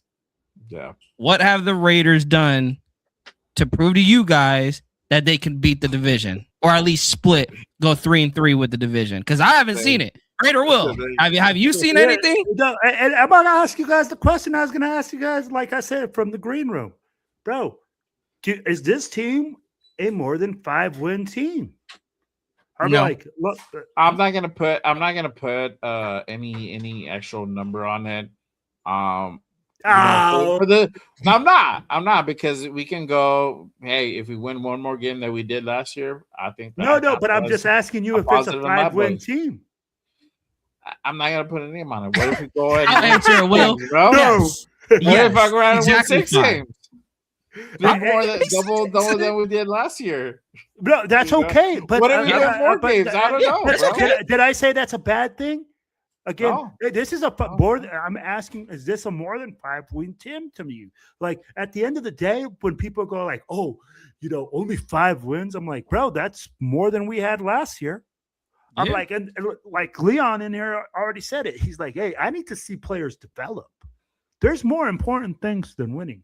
Yes, right this season. Yeah. If the Raiders were a freaking playoff team and a Super Bowl bound team, then I would be like, we need to win and we need to do this, but we're not. And I'd be like, if you look at our schedule, to get more than 5 wins, we're going to have to be pretty fucking locked in. You're going to have to win some games that you shouldn't have not won. So that's why I agree with you. For me, Will, right at 5. I have them right at 5. I see some. I will not put a number on it. These guys are go ahead, put numbers. That's fine. Again, I've always said I'm not putting expectations on the season, whether it be more than 5 wins. That's still putting an expectation. I expect them to win more than 5 games, or I don't expect them to win 5 games. Whatever it is. Hey, look. I'll be happy if they win one more game that they did last year, But for me, honestly, it's going to be once that first game, after that first game, I can go ahead and make that assessment because it's going to transition over onto the field. Not even in preseason can we fairly judge this because there's dudes buying for their jobs during preseason. There's like 2s and 3s trying to go ahead and make sure they make the 53, So there's a lot of that going on. But week 1 is really going to be your telltale. And, we'll see whether this is going to be, a 5-win team or it's going to be less than a 5-win team based on the performance on the field at that first game. And, we don't have the easiest opponent, but we don't have the most difficult one either. So it's gonna be a good test going up against the Dolphins week 1 in Vegas. So at that point, I'm gonna be there. I'm gonna see. I'm gonna put the eye test, and I'll be like. But also remember, week "Yeah, one I'm is a not." No, I'm lie. just kidding. Yeah. Hey, but Remember you know that what? too. Hey, Week one is a lie. hey, can you pop up Severe's comment? And this is what I love about Severe, bro. This one's legit. It says if we win 5 or 6 games, but are competitive with all the rest of the or are competitive for the I'm rest of the confident year, all year. or competent all year, I'd be ecstatic. With a rookie head coach, everything like that, bro. And that's why I said if this team is not more than a 5 to 6 win team to me. Okay. Yeah. So, and I'm not trying to be a bad Raiders fan. I'm actually saying, hey, man, this is good. Like this gives us a building base and it makes us grow. So I'm like, that's why I said Fernando Mendoza will probably play week 14. Like, yeah, you know. Yeah. So at the end of the day, I'm like, Mhm. guys, being a 5-win team, a 6-win team, it's not a bad thing. Especially in the first year. You know, I never said as it much- was. I think the 5 or 6 wins were good. I just don't want to Yeah. put that expectation on there. For me, even if we win 4 games this year, I feel that like, bro, we on track to build. We Yeah. won one more game that we did last year. Yeah. Yeah. If we tie, then you're like, it's kind of a wash. If we lose, if we only win 2 games this year, I mean, it's gonna be like, okay, what's going on? Why are we regressing? But also you have to, like Severe said, you gotta that comparison on the field. They have to look competent. That's competitive and competent. Yeah. Like they know what they do. They look like a professional football team, not Yeah. like the down Bro, the street. I'll tell you high like school this. team, bro. losing by 1 point and getting your ass clapped by 20, there's a difference. 100%. Straight up, bro. I mean, like, why are we fucking around? Like, yo, straight up, if we lose by a point, if we lose by a tutty, if we lose by a field goal, if we lose by a last minute thing, but we competing and we fighting like dogs, bro, and our team isn't just getting blanked out, looking by the 3rd game of the season like they're already ready to drink mojitos and go on to the postseason. I'm like, come on, bro. That's where I go like, hey, man, we got to look at stuff and say, is this team going to compete? Is this team getting better? Yeah. And then when that happens, then I'm good with it. Yeah. And I think that's where I'm at, is that I will put a 5, them at a 5-win team. To answer your question, Jay, is that my expectation? I would argue no, because what I'm looking for. People will ask me, well, how many wins do you think they'll get? 5, but that's not what I'm looking for. I'm not looking for, hopefully they get 5 wins so my prediction could be right. No, on paper, I believe they're a 5-win team, but I've always said I'm not expecting wins going into this season. I'm with Severe. I want to see player development. I want to see how we look on the football field. Am I ready to turn my TV off in the first 5 minutes of the game starting or not? Like, Right. or am I actually enjoying? Is this going to be like the Houston Texans game? Or like, bro, where has this team been all season? Like, at least I'm enjoying the game. Like, Yeah. that's what I want. Mhm. Can I enjoy Raider football even through the losses? Can I enjoy Raider football? Like, damn, Raider Will, did you see how Traden Stukes looked out there? Did you see how Yes. Jermon Yes. McCoy looked out there? Genty looked out there? Like that's what I want to see. The young guys stepping up to the plate and just making Raider Nation like there's some hope in the future. I just want to talk. Yeah, my even shit through the during losses. game. Even through the losses. The wins may not be there. But through the losses, Yeah. I'm gonna be up here like, hey, next season, one more off season, maybe we can be a playoff contender. But 2026, this season is about player development. How does Kubiak game manage as a head coach? That is one thing we're gonna have to see out of him. How is he gonna coach at the head coaching level? How is Rob Leonard gonna coach a defense? First time defensive coordinator. There's a lot of questions, you guys, that is way bigger than how many wins Players. will the Raiders win? Yeah. Or how many Yes. games will the Raiders win? There's way Yeah. more important questions than that question. Yeah, there's definitely more questions. Not just the players this season. I feel like it's always the same shit, kind of the same year. We're always gonna go ahead and see how this coaching staff does, and we had kind of some people I can't speak for everybody because there's some people here who didn't have high expectations of last season, and they'll tell you. I did. Hey, bro, I drank the Kool-Aid. It's all good. I had a little bit of expectations last year. You're like, okay, cool. We got a more seasoned coach, and we got the premier, the highly sought out offensive coordinator, and we kept our DC last year, and it was fucking disappointment, man. I mean, you know what I mean, and that obviously we all know how that went, right? And yes, we got Fernando. That's great. But still, man, you don't want to go through the season, through that shit again. I mean, we go through it every year, right? So, but this season with Kubiak in here, same thing. I'm trying not to get my hopes up, but I'm very interested how this offense is going to look.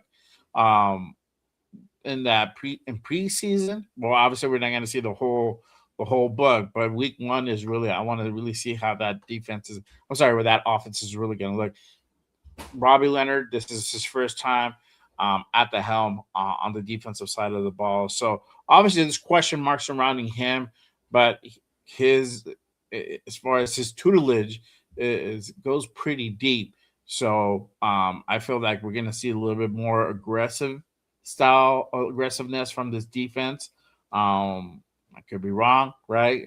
But I definitely feel there's going to be different packages, different looks that's going to be coming out of that 3-4. So I don't know, but really quick, let me go ahead and hit up the chat again. I appreciate everyone who's been tapping in and rocking with us on this Monday night. Make sure again you guys hit that like, hit that subscribe on this channel. Make sure you guys go ahead and share it to all social media platforms. Subscribe to all the channels, my guy. Will to my right, Silver Black Radio Podcast. Let's go. My guy, Raider Primos as well. Right, make sure you guys go ahead and hit that subscribe on my guys here. All right. Let me go ahead and hit up the chat. Let's see here. So Rosetown says he's at 7 to 8 wins himself. Raider Scorpio says just one more than last year. I'll be satisfied. Okay. Raider J Mar says it's a 5-win team. Okay. All right. Leon says he does need to see player development over wins. All right. That's cool. I am in agreement, bro, for sure. Shout out to our guy Arnie in the building. Salute. Appreciate you pulling up. Arnie with the question. He says, who are most interesting? Seeing plenty of snaps during preseason on offense and defense. I want to answer that. For me, it's Mendoza. Again, I said it earlier in the show. If you're gonna start, that's the rumor. Start Kirk Cousins all 17 games and have Mendoza on the bench. Give him as many snaps as he can get in preseason, and plenty of it. I don't want to just see 1 drive, 2 drives. Like, no, if you're not going to play him in the regular season, if that is the game plan that this coaching staff wants to go with, give him as many reps as he can in preseason. I want to see him take a lot of snaps. Yeah. Well, I want to see Trey Zoon take a lot of motherfucking snaps, baby. I mean, like, I want him to get all of them, every single one. At left tackle, left guard, center, right guard, right tackle, spaceman, whatever we need. If we need a guy that gets blocked, we need to put Trey Zoon there. So that's the one guy that I'm excited to see get a lot of snaps in the preseason, because I want to see if he's going to start, if he's going to make a push, and where he makes a push at, because of course his versatility. Yeah. For me, and I'm gonna trip y'all out. So for me, Crawford, I'm interested in seeing him take some snaps during preseason, and our Oos, also taking some snaps as well. Yeah, Lakitasi at defense. A big Oos, 370 pounds, a lot of mass. And he's been working on it in the offseason. So if we see him, quite a few snaps in preseason, and that dude just plowing motherfuckers, hey, and holding the gap. Positive necessary, closing the gap. Yeah. Don't open it. Hey, I need him to when show look- those fucking chest hairs, bro. Just rip that jersey off. Stop it. Oh man, let's see. Hey, But I'll ask you That's guys another this. guy that has hype, coming out, but again, hasn't really lived up to it. But Yeah, that is a guy that I'm gonna be interested in seeing. Laki Tassi finally get an opportunity at the defensive tackle position. Can he possibly make a rotational spot? yeah, that would be definitely very interesting. Shout out to our guy Raider Paul in the building. My guy with the hold on, dog. Let me do it right. It's been a while. What? Hold on. Come on, man. Yeah. StreamYard fucking me up, man. Let's see. Go back down here. All right. Yeah, Severe says Raider fans have high expectations every year, and this team disappoints us every year. Switch it up from once, start off with low expectations, and be pleasantly surprised for once. Yeah, man, I agree, bro. Yeah. If they oversee like our low expectations, it's like, all right, cool, like they actually had a pretty productive year, Yeah.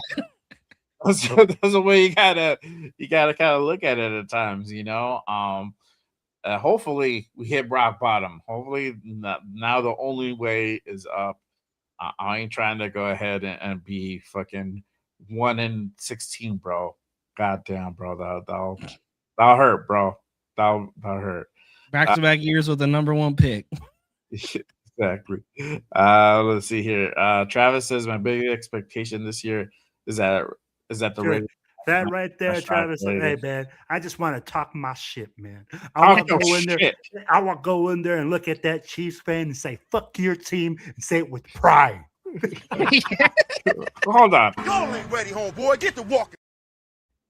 Exactly.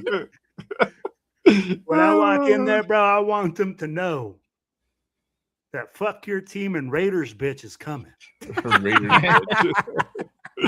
Oh man. Oh man. Let's see. That says I got a second in our division. Wow, bro. How about expectations? Who are we beating? All right. Hey, who All are right. we beating in your stuff? Like, I want to know who they got above us. I don't know. Yeah, Let who us know, bro. he got below us? That's what I want to.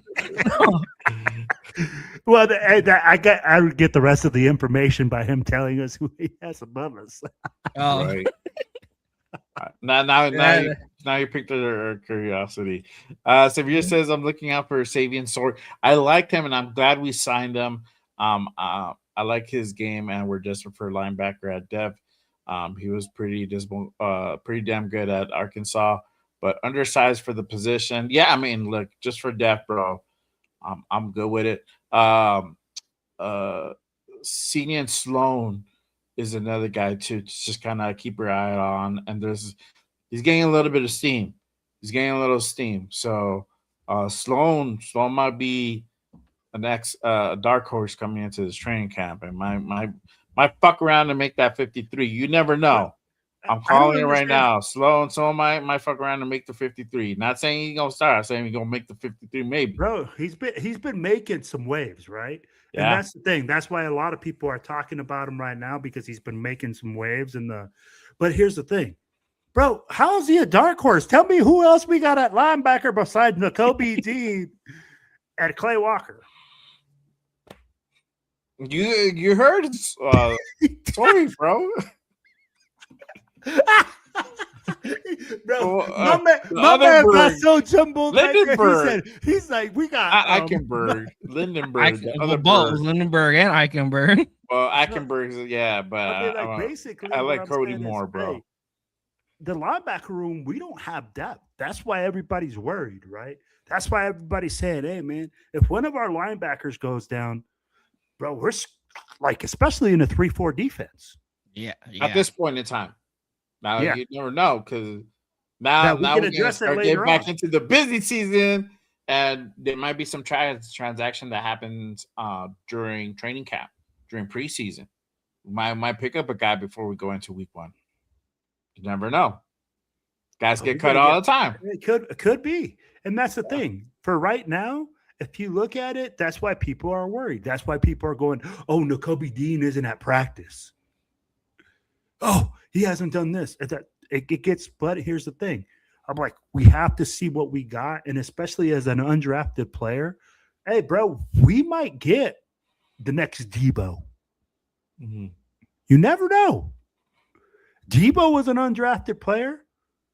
You know, people didn't believe in him. I think he got even cut.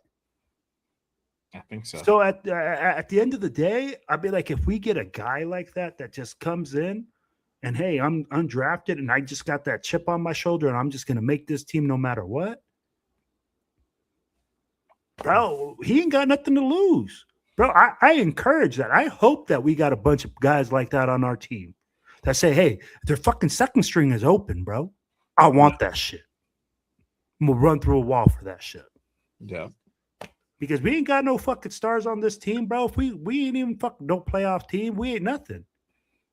We teamed, well, according to Bleacher Report, we teamed 25 out of 32. But last year's standings made us 32 out of 32. Yeah. Do you feel that's accurate? Now that we're 25 roster-wise? Yeah. Right. Yeah. That we're supposed like if you look at our roster and you see the changeover, yeah, I could see us ranked number 25. Yeah, but I'll be like, until we prove it, like this is going to go to it, Jay. We always do this, bro. And I love what Severe said. Raiders fans, we always fall into this trap. Oh, fuck, man, we could fucking go playoffs. Oh, fuck, man, we could have a good team. Oh, shoot. Hey, did you see Pablito? That dude is tearing it up. Well, Pablito comes to the season and Pablito sucks. And we're like, fuck that guy. Fuck Pablito. Get that puto out of there. Bro. Like, bro, like literally. So at the end of the day, bro, like what I say is this. Is we have positivity on the team. We have things that we can no longer move down from because we were the worst team last year. Fuck, bro. Unless we pick -1 next year, we got nowhere to go but up. No. I mean, bro, exactly. Number 1 with 4 wins next year, then hey, we did a good job. There you go. Don't jinx us, y'all, because I fuck around and do that. The first overall pick in the 2027 NFL draft. Jesus, I know. Going back-to-back years for number 1s, bro. Wow, nasty work, bro. Shout out to JDZ in the building with the hold on, bro. Let me do it right. Mm-hmm. Hey, look at Arnie over here breaking. He says Pete and Brendan Carroll hired. Hey, they got all the plan in place. They got Pickapalooza at quarterback with the Geno Smith with Super Worm with his braids too tight. I'll be like, and he's already getting in trouble. I'll be like, he's out there causing a scene with his lady and all sorts of shit. So I'll be like, hey, they are in prime state for the number 1 pick next year. Yeah. Arch Manning in New York. Oh, they're gonna be like the traveling family that gets called in for certain scenarios that want to be done for those teams that are don't have good fortune, right? That might be the fixtures, bro. That guarantees them the number 1 pick, bro. Shout out to our guy 805 in the building. He says, "Who's these strange looking guys? Good seeing y'all back. Appreciate you." Hey, I was defending. Trying to be like him, man. I was defending Adam Butler's honor for you, my guy. You missed it. Raider Will wanted to go ahead and trash that man. What a fucking liar! What a fucking respect liar. Behind that man's name. Let's ask 805. That's 805's guy. He's protected out in Vegas, bro. The 805. Don't let this man lie to you. What we said with Adam Butler was that he's not a double A gap plugger. So you have to slant him at the point of attack. Let me ask you, 805, do you see Adam Butler being used as a defensive tackle in that 3-4 scheme? How do you see Adam Butler being used in this 3-4 scheme by Robbie Leonard? So if you can answer that in the chat, please let us know. Don't you be talking shit there, Jay. This man said this. Respect on Adam Butler. Bro, Will was so You caught off better guard. wait. Don't make me have to tell you to Mikey say, Harris hey, got shit on him, dog. when you walk by Mr. Butler, you address him as Mr. Butler. Butler. Mr. Butler. Oh, there you go. He says Adam Butler's gonna jump out of your damn shoulder and your podcast career. He'll Christian Wilkins your ass. Oh, but hey, yeah, bro, he's gonna pop out of that curtain right there, like, gotcha. You're gonna see Will fucking turn white as a sheet before he gets his eyes on camera, bro. Yo, hey. I didn't know you were fucking Swedish, bro. Hey, I'm the new Zlatan, bro. You better fucking calm down. Oh man, that's funny. But yeah, let's kind of go into this last thing. We're gonna go ahead and kind of preview next week's training camp. It's gonna go ahead and pop off next week on the 29th. Sorry, on the 28th. I believe that is next Tuesday, so almost in a week away. The vets are going to be reporting, and we're going to go ahead and get training camp fully underway. Obviously, we're going to see Max Crosby in the building. We're going to go ahead and get Tyler Linderbaum in the building, really leading that offensive line, and Stukes and the rest. What are going to be the battles to kind of look out for?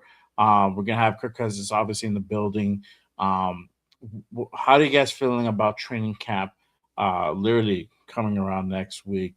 What is it? What should everybody kind of keep their eye out on? Bro, we already talked about this. Let me repeat this. If you are on this podcast and you know anything about football, what you should be watching is the motherfucking trenches where the big dogs eat, where the fucking big men sleep. I'll be like, right there, bro, is exactly where you want to be at. I want to see who's going to win every single position line. I want to see who's getting their ass whooped. I want to see Adam Butler freaking shaking and baking. I want to see Max Crosby flying around. But if he's not, I don't know if he's going to be able to come back, right? But I'll be like, hey, this is talking all the guys that are able to go at 100. I want to see them flying around. I want them, bro, because that's the game. That's the game within the game. If we start at a high level in training camp, and take that and pushing those guys to the limit, this team's going to be fucking good. This team's going to be set for the future. The offense and defensive line will set the tone for the season for this team. It's been proven year in and year out. That's what happens with teams. Their offensive line and their defensive line. If you can run the fucking football, if you give your quarterback time, if you give the other quarterback less time, if you stop the run, fuck, you fucking good team. Yeah. Mm-hmm. Games are won and lost in the trenches. Exactly. That's the saying. So I'll be watching it like a hawk. I want to see who the bully in the yard is. Because JPJ got a lot of proving to do. He wants to talk like he's the bully in the yard. Like he's the guy that can move people. Well, you better stop moving some asses and you better start moving the right asses. Know who the fuck you got. Yeah. So at the end of the day, bro, that's what I'm talking about, baby. Man. I need them war daddies. I need me them war daddies to go in there and whoop some motherfucking ass. Take some names. I'll be like, I want people to be said, hey, did you see that Mack truck? They had holes that my grandpa ass could fucking drive through. That's what I need to see, man. Primos, how do you feel? What do you think next week's going to go ahead and bring once we get all these guys under one roof and get everything going? Kind of leading more to the offensive line with Raider Will is the running backs. I want to see if to Will's point, if these O-lines are kicking ass, hey, these running backs better be hitting them holes. Specifically, Genty and Mike Washington, your two projected starters going into the season. Last year, people were saying Genty had a bad rookie year, 5 touchdowns, barely eclipsed 1,000 yards from the an all-purpose yards, almost got to 1,000 rushing yards, but he didn't get there. And it's a 17-game span, so now you look at under 1,000 as that's really terrible for a running back. Getting under 1,000 yards in a 17-game span. This is the year that Ashton Genty has a lot of questions that need to be answered. And if it's going to be a projected better offensive line that people hope for this season, then I'm expecting this running back room to answer all the questions that need to be answered. But if they're out there still putting up the same numbers as this year, and Mike Washington isn't living up to the hype that was coming out from Raider Nation, some fans in the fan base when he got drafted, then why did we draft? It's going to be that question. Why did we draft a running back at 6 last year? Yeah. Shout to Severe. He says, I guess Wilkin was moving the wrong axis. 100% dog. I was fucking dying. He was. That's right. Raider Will said it. You better be moving the right axis and not your own teams. That's right. Oh, man. 805. Here you go. 805 answered your question. He says, my guess is that we're going to run more even fronts and use a true nose as situational. Just an FYI, Butler did not play nose in New England. Butler did play nose in New England in a 3-4 and did well. All that to say, the Anna Butler can do anything. Yeah, you better call him Mr. Butler when you fucking see him there, Jay. You better when you see him, you better say on his name, you bro. better have some respect on that motherfucker big dog's name. Don't you mention Mr. Butler. When you see him, it's Mr. Butler. The Butler did it. Oh man.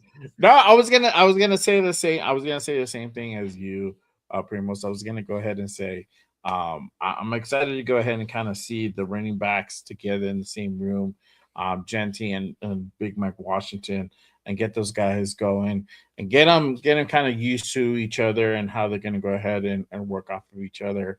Obviously, like you said, if Big Mike is not up to the test, we still have the other guy we picked up. I think Hembley is Hemby. Oh yeah, Roman Hemby. Yeah. And I think, and I said it earlier in the offseason, is that I feel he's going to be a good number 3 running back, just to have there as, the the guy that can go ahead and come in on a rotational piece, or to go ahead and kind of eat up, put in some blocks or, take some damage up front as well. So, but yeah, I'm interested to see those guys play. Obviously, the corners, that's going to be a big battle itself.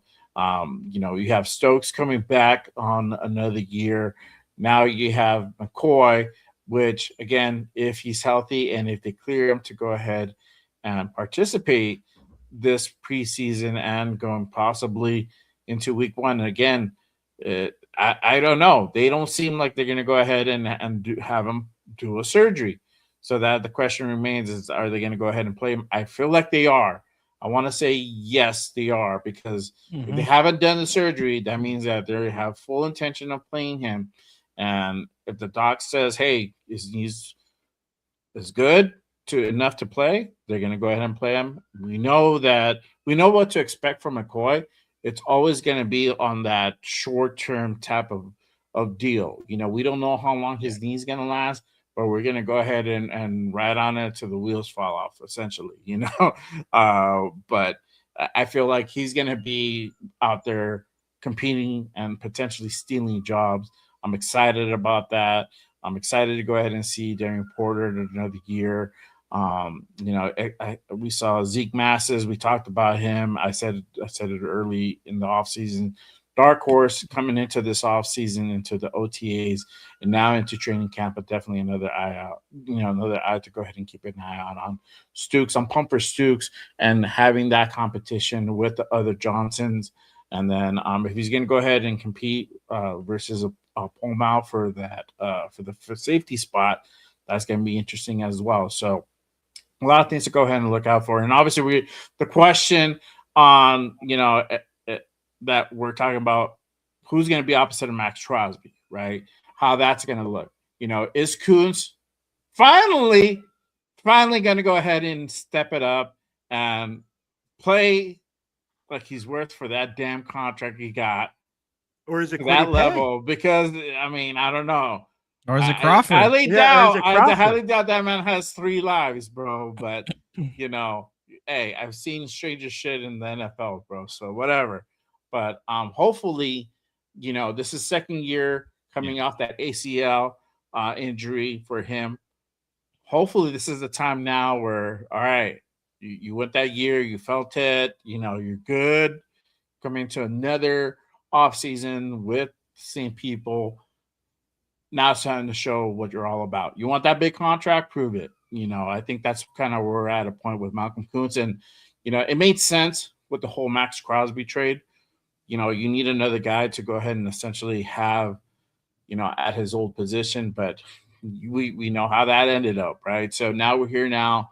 We got Kwity Paye, we got Kuntz, and then we got the Ricky Crawford, which, Crawford, again, we're going to see how that looks in preseason. But for him, I ultimately see him as a rotational piece who may get a rep here and there during the season. But I'm excited to go ahead and see this defense, man, because essentially it's kind of a new defense, a little bit of the old and some of the new. So I'm pumped to see how those guys go ahead and pan out there. Shout out to Raider Des. He says Mike Washington is the only good concern with him is holding on to the ball. He had fumble problems. Yeah, I think it's just gonna be like more of that red zone type of guy. I kind of see that panning out, but we'll kind of know more into that once the season starts. Obviously, Travis says I'm looking forward to Genty rushing 1,300 yards. Okay. Yep, I like that. I like that. That's a good expectation. Yeah, get his confidence back. Hopefully, yep. Yes, I agree, and I feel like, I feel that we have somebody competent now in that coaching room with this offensive line, and I feel that no matter even if you can't fully get this offensive line completely right, I feel it's still going to be a better version of the offensive line than what it was a year ago. Yeah, I'm gonna go ahead and confidently say that. Now, if I eat a bag of dicks later, say like, bro, like, what is your, better offensive line now? Like, all right, well, you got me. I'll eat shit, whatever. But I honestly feel with Rick Dennison, Tyler Lindenbaum, we have Caleb Rogers, who showed some promise last year, back as well. JPJ. We have questions about JPJ. This is gonna be his time to really earn that spot. I feel with the talent that we have right now, it's not given. It's definitely gonna be earned for him. And I want to see how all that pans out. So interesting how that's gonna go ahead and kind of develop there for sure. 1300 in Madden. Oh man. But are you guys good? Do you guys anything else you guys want to go ahead and kind of cover? You guys want to cover this question? And I can go ahead and throw into that. We'll do the whole smorgasbord of rumors. So let's go ahead and hit this. Here we go. Rumors. Yeah. I feel like rumors. I feel like we can't do a show without addressing these damn fucking rumors all the time, bro. Love rumors. Facts can be so misleading. Were rumors true or false are often revealing. All right. Rumors. So there's been plenty of rumors. Let's go ahead and start off with this one. What's up with Von Miller? I heard a little something the other day about Von. I guess he was on our guy Max's pod, and he was saying that he wants to come over to Las Vegas. How do you guys feel about that? How do you guys see that? Yay, nay, ain't gonna happen, could happen. How y'all feeling about that? Primos, I nominate you. I would say you're gonna have to see what you have in training camp and preseason. But if it is that bad that you got to sign a Von Miller, that makes me worried.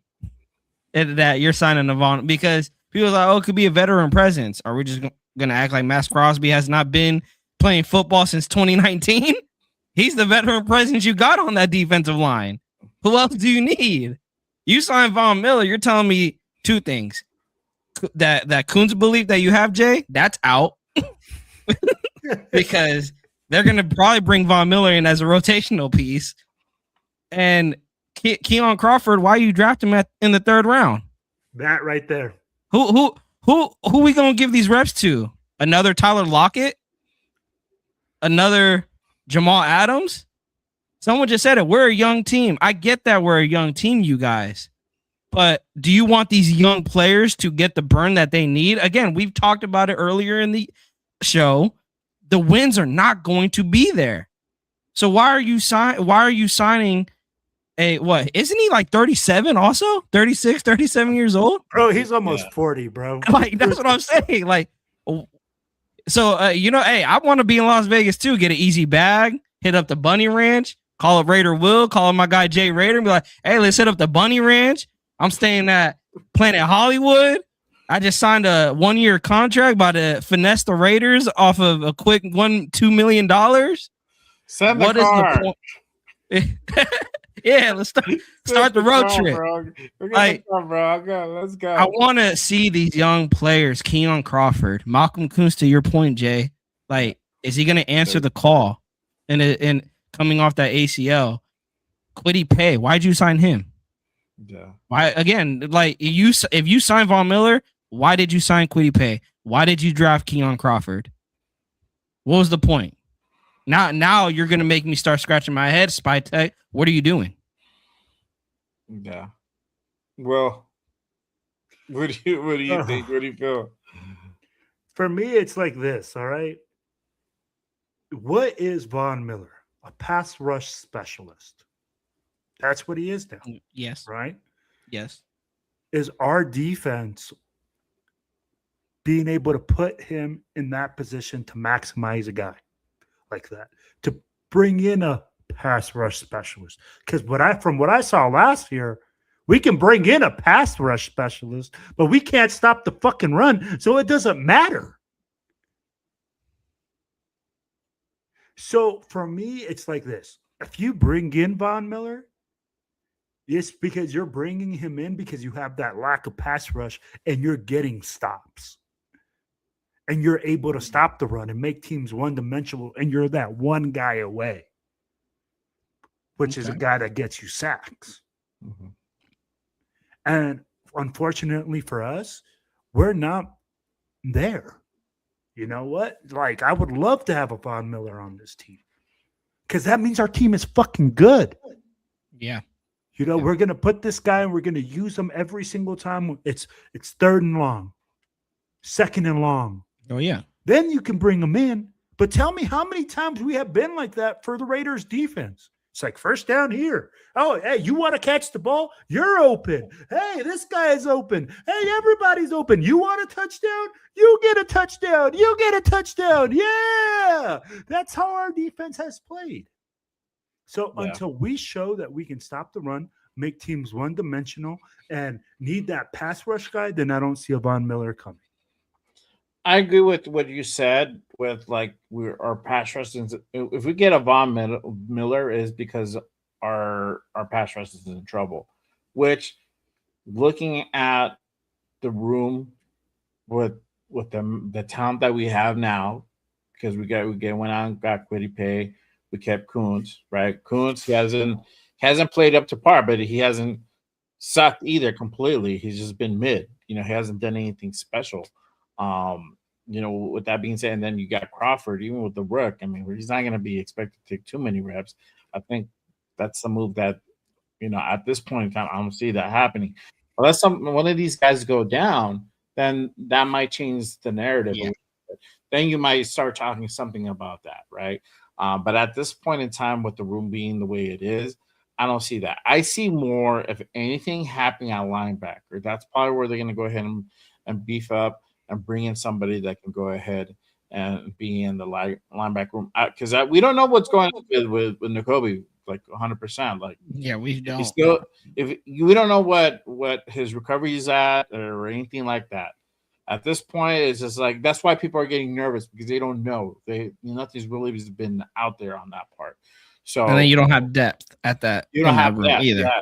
Then that's kind of a thin room. It's been thinner, but right now it's kind of it's thin. We're thin everywhere, bro. Look at the D tackle room. You're talking Adam Butler. We're not thin everywhere completely. There's some rooms that we're okay on, but yes, there's a lot. There's more holes than there is. Okay, Jay. Quality. What rooms, room are we thick in? What room do we got a bunch of thugs in? I just said it right now. Which room? The edge. We're talking about edge. We're talking about Von Miller. Like, why are we going to go out and get another Von? But we don't have a bunch of thugs at edge either. We don't have thugs, but I mean, we got Max Crosby. We got Pay, and then we got Kuntz, right? As of right now, right? We don't know how Kuntz is going to pan out. If hopefully he lights it up and plays beyond his contract, bro, and really like makes that case like, hey, you need to re-sign me, and earns that. Yeah, whatever. Yeah. What do we pay him? 10 on this contract? Yeah. I mean, to go out and get a Von, I don't know. At this moment, I don't see it make a whole lot of sense. But if things changes or we're suffering in that pass rush, then that makes more sense, because we're having difficulty, like you said, we're stopping the run and not penetrating to the quarterback positive necessary, or it's just we're just having issues all around, right?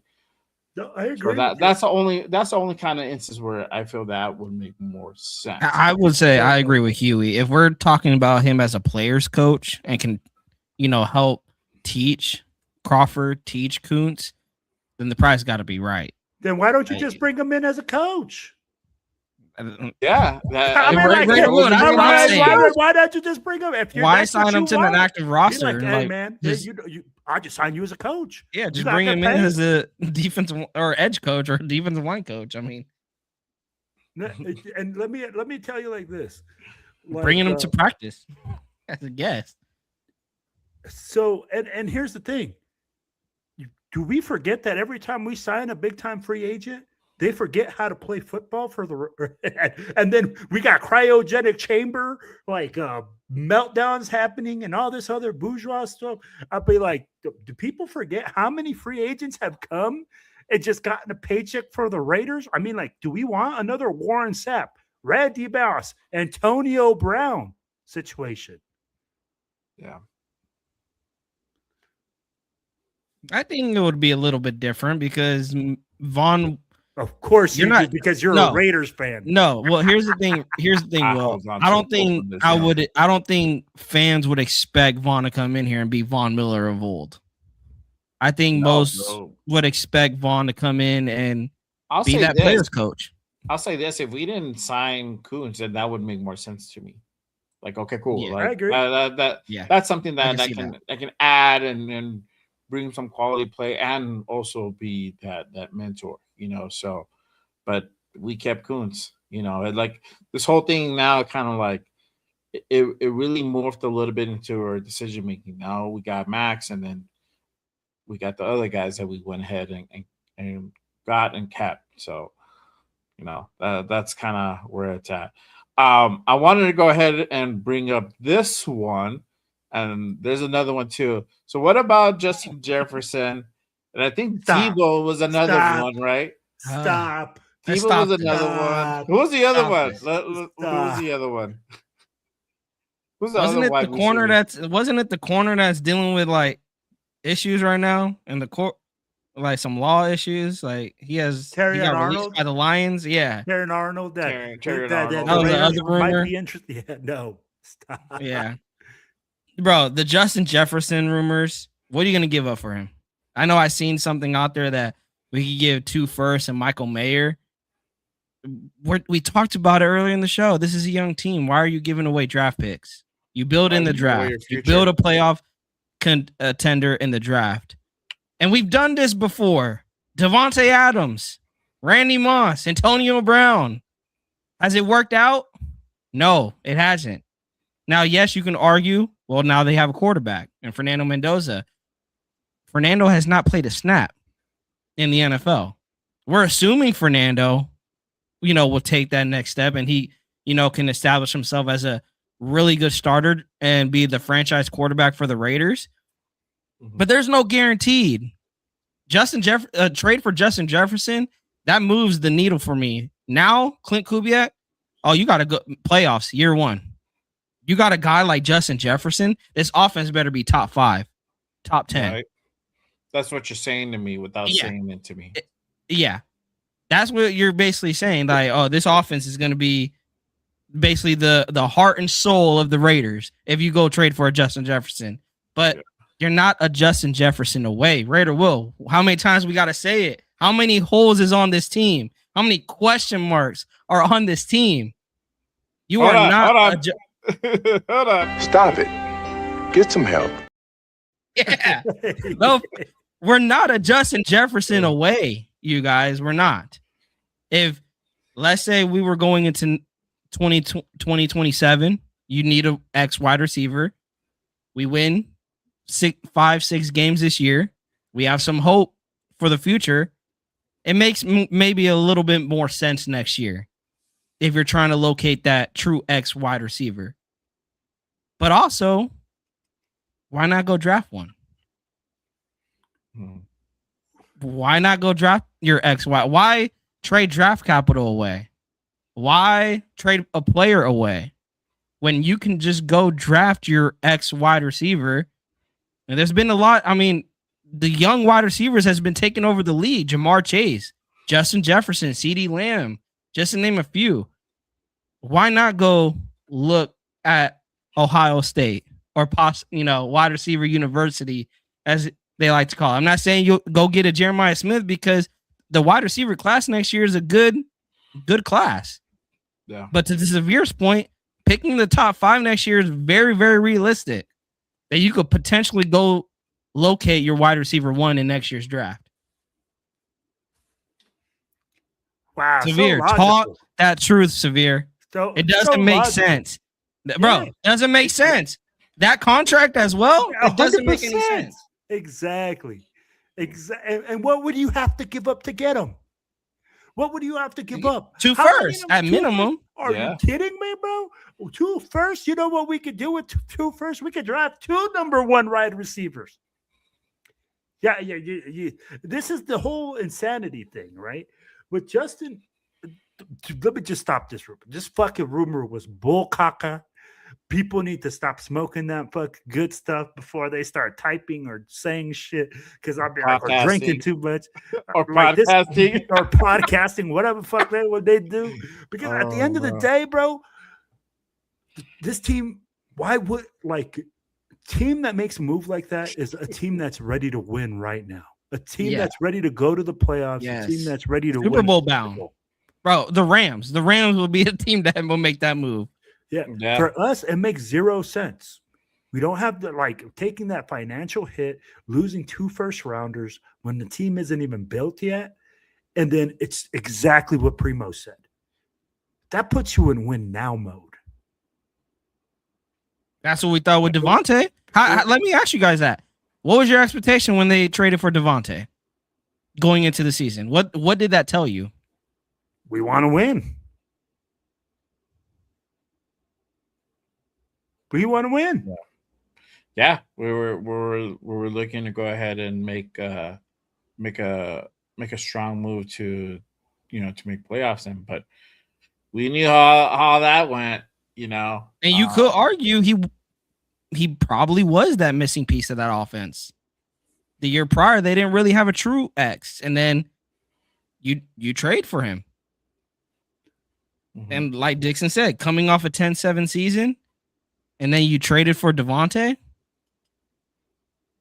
You're expecting to go to playoffs. You're expecting to push you Yeah, over. I thought that was my first thought, and I was like, I was all wet for that I fucking can't move, lie and say bro. same here. Yeah, at the time I was like, oh man, we went and got out DA, bro.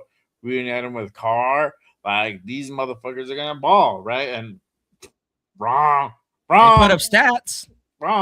Yeah, They put up numbers, and that's the. Put up I some think numbers, yeah. Scorpio said it. JJ is a different beast. The thing is, JJ will come here and still put up numbers, but I will ask this: will those numbers equal wins? Okay, there you go. Because we've seen it. Yes, We've seen it where we've had Raider players put up amazing numbers. You could put Brock up there. Brock putting up amazing numbers right now. Is it leading to wins? No. Yeah. I'm tired of these stats. I'm tired of the stat guys. Dude, and I'm going to tell you like this. You hit the nail on the head. This guy's going to demand the ball. This guy's going to demand his money. Severe just hit it on the head. We got guys asking for contracts. We got money that's going to be out on the table. So when you're talking about that type of money going out, I'm like, we need to build through the draft in order to keep our salary cap down, in order to keep this team competitive in the future. So let's stop trying to get this quick answer for a team that needs more than a quick answer. Mm-hmm. It's that trying to do that shortcut, bro. It's the lipstick on a pig. pig. We gotta stop with trying to find the shortcut, the shortest way, or the potentially like quote unquote easiest way, to really make a team long term, a competitive winning team. You have to build it from the ground up. See, this is the thing that we've been trying to do for the last 10, 20 years. We've been trying to make shortcuts on all this, and it's looked like straight up shit majority of the time. Exactly. You have to build it the right way, so that scenario where you go out and get a Justin Jefferson would make sense if you're like, and I'm not saying it's gonna happen at all, so don't misquote me. But if you're like, we're like down, 5-1, we're 5-1, we're like, we're at what 7-2, like coming into the bye or something. I don't know how many games offhand like we get to before the bye, but we're in we have a very winning record at that point, right before the bye, right before trade deadline. And like, okay, it looks like there could definitely be something happening there.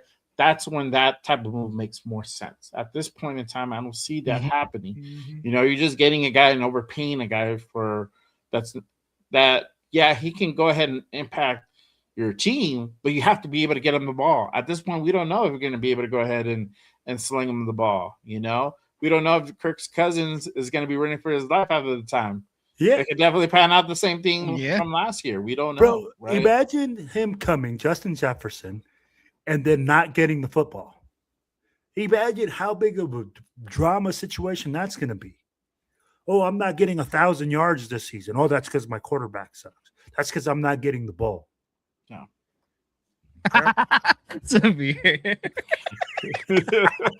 Right, bro? Oh, be like, what the fuck are y'all on? Hey, it's that Vegas lifestyle. Hey. And the thing is, would you want a Justin Jefferson? Of course. Who wouldn't want a JJ on their team? Bro, Minnesota is effing up right now. Like, you're trying to locate the quarterback and you're giving him shitty quarterbacks. On top of that, you're not doing anything to protect said quarterbacks. Yeah. But look at what New England did. Traded for A.J. Brown. That's what a playoff team does. Go get your guy a true number one receiver. Who in the NFL that could possibly make the playoffs this year needs a number one receiver? And I wouldn't be surprised if JJ is on the move come the trade deadline. But it won't be the Raiders. Raider Scorpio just came, bro. He said 2028. Will Justin Jefferson even be on this roster with that massive contract? Probably not. Probably not. We're not going to be able to afford that, and that's the thing. Like, it might seem simple looking from the outside in, right? but it's not. You still got to go. You have guys like Max that Yeah, you're Severe brought it up. constantly like re-upping and re-guaranteeing their contracts for more money, right? So you're putting more money guaranteed that has to be paid out on the books.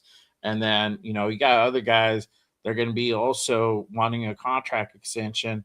We're not too far away from Brock Bowers and his soon-to-be contract extension. It's going to be a fucking massive deal just to keep him on the squad. And that's a guy that you definitely go. Tight end one in the NFL. You're not going to let that dude walk. Yeah, so, you can't. But yeah, let's keep it real, right? So you have to take care of him. There's other guys that are going to be coming up due around that time by 2028. You'll have potentially Genty's fourth year coming up, so you're already going to start thinking about contract extension, unless you're going to go ahead and get the 5th year option on him, which you could, right? It depends. So, and that's not counting anybody else that you bring in from now to then. So, for me, and I say this, it's all about timing in the NFL. It's all about like where you're at, how you're doing, and if that's one step away, we're like, okay, cool. It looks like we might fuck around and make playoffs. We're going to go ahead and try to make a run for it. That's where that type of scenario makes more sense. Just because of the continuity alone and the timing's not right because certain things aren't in place. Unfortunately, you're going to have to let these things, pass for the moment. You never know. If Justin goes out and gets signed somewhere else, great for him. It is what it is, But if we fuck around and we're okay, we might have something there, then that makes more sense. But honestly, the way I see it, even if we're like, so week 14 is the bye. So by then you're like, if you're the trade deadline is before the Niners game. Mm-hmm. Yeah. So if you're like 7-6 or 6-6 at that point, it don't make sense to go out and get Justin Jefferson. It doesn't, But if you only have like 3 losses, up if you're 7-2, like Kurt Cobain's riding on some PEDs, then let's ride. Like, to Jay's point, you don't also want to shoot yourself in the foot. Look at Indianapolis with Sauce Gardner. They traded for him thinking he can shore up that defense on the outside, and they collapsed along with him. And that trade is looking very ugly on their part. And the Jets are all smiling. So do you really want to send 2 firsts and a player to Minnesota and it not work out? And if it does work out, great. But there is a really, really high chance it doesn't work out. Yeah. And the Raiders will be kicking themselves in the shin. Yeah. And let me ask really you quick, this. Really quick before I have you ask a question. Shout out to my guy G-Fam with the $5 holler. He says, I predict Mendoza will start after the Rams game because Cousins will be too beat up from Garrett and Donald to play. Damn you, Rams D-line. What do you say? Could possibly. It's gonna be. Let me just pull up the damn schedule because I don't know off the hand. That's week 7. I think that's gonna be week 7. Week 7. Yeah. And they're coming off a game with Buffalo earlier the week before. Week 3. Buffalo's week 3 no, or Buffalo's week 6. Week 3 is at New Orleans. Oh, that's right. Week 6 at Buffalo. No, Buffalo's at home. So we got back-to-back. Oh, my bad. But week 6 isn't. But week 6 is Buffalo. Week 7 is Rams. So we get back-to-back home games: Buffalo and LA. Yeah, and that could be. I mean, like it all depends. But I'm like, I think we're going to carry 3 QBs for that situation. You think we're going to carry three QBs? God you damn, have bro. to. I think that we're going to carry 3. I think we'll carry Mendoza, AOC, and Kurt Cobain's, of course, because he's going to start. Because at the end of the day, if something goes down and you don't feel like Mendoza's ready, you're going to put a solid number 2 in. You're not just going to put Mendoza out there and like have him fucking get fucked up. You'd rather have AOC out there, right? So that's where I'm thinking we're going to carry 3. But I'm gonna ask you guys this. And I've you know what? Surprising, we haven't carried 3 in a long time, and I thought we were going to do that last year. You didn't do it, so I don't know what is the likelihood of you saying that they are Primos. Do you think they are going to carry 3? They should, especially Mendoza. I think they should, but I don't think it's going to happen. But I think what the new rules, because of what the Niners went through a couple years back in the playoffs, you have an emergency quarterback for game day, but he's not like tied to the active roster or something like that for but normally for the game day. I think the year prior, because they had like 4 quarterbacks go down. Yeah. So I mean, what last year was Jacoby. So, I mean, right? technically you're carrying 3, like going into Sunday, like into a game on Sunday. I think you're carrying 3, but that third one is like the emergency quarterback. Yeah, and it's usually like the wide receiver. That's what I'm saying. Like, I think was it year prior or the year before that it was Jacoby Myers who was he was the emergency quarterback 3, right? Yeah. So like I think it's gonna be the same thing, and I think they might kick AOC to the practice squad. I don't think they'll do it. They should do it. So there's two different things. I think they should do it, but I don't think they're gonna do it. Normally they haven't ran with 3 quarterbacks in a long time, and throughout the regimes, and you would think like, oh, maybe one of these other motherfuckers might, change things up and carry 3. I don't know. I don't see it happening, but hopefully I'm wrong and it does, and it actually does happen. Let's see here. Severe says, but the OC for the Jets, but the OC for JJ's best years were under Wes Phillips, but O'Connell was a play caller in those seasons. Yeah, I don't know. My whole thing is just the continuity sometimes. If the time is not there, it just doesn't make sense, despite that. Raider Travis says that we should definitely keep AOC 12 for backup. If something happens to Kirk and our O-line is solid, then we have the option to play Mendoza or AOC. I mean, yes, look, I know for whatever it is, AOC is going to be on the team. Now, is it going to be the active 53 or is it going to be practice squad? That's going to be the question. That's what the question here is. Are they really going to go ahead and run with 3, meaning they're going to keep AOC on the active roster? Now, let's say they do put him on the practice squad. They're going to pick him up. Somebody's going to pick him up. Somebody could, yes, but you have to put him in your active roster. You can't put him into another practice squad. The rules don't work that way. You have to put him in your active roster, I think, for the rest of the season. I don't know, right? So we'll see.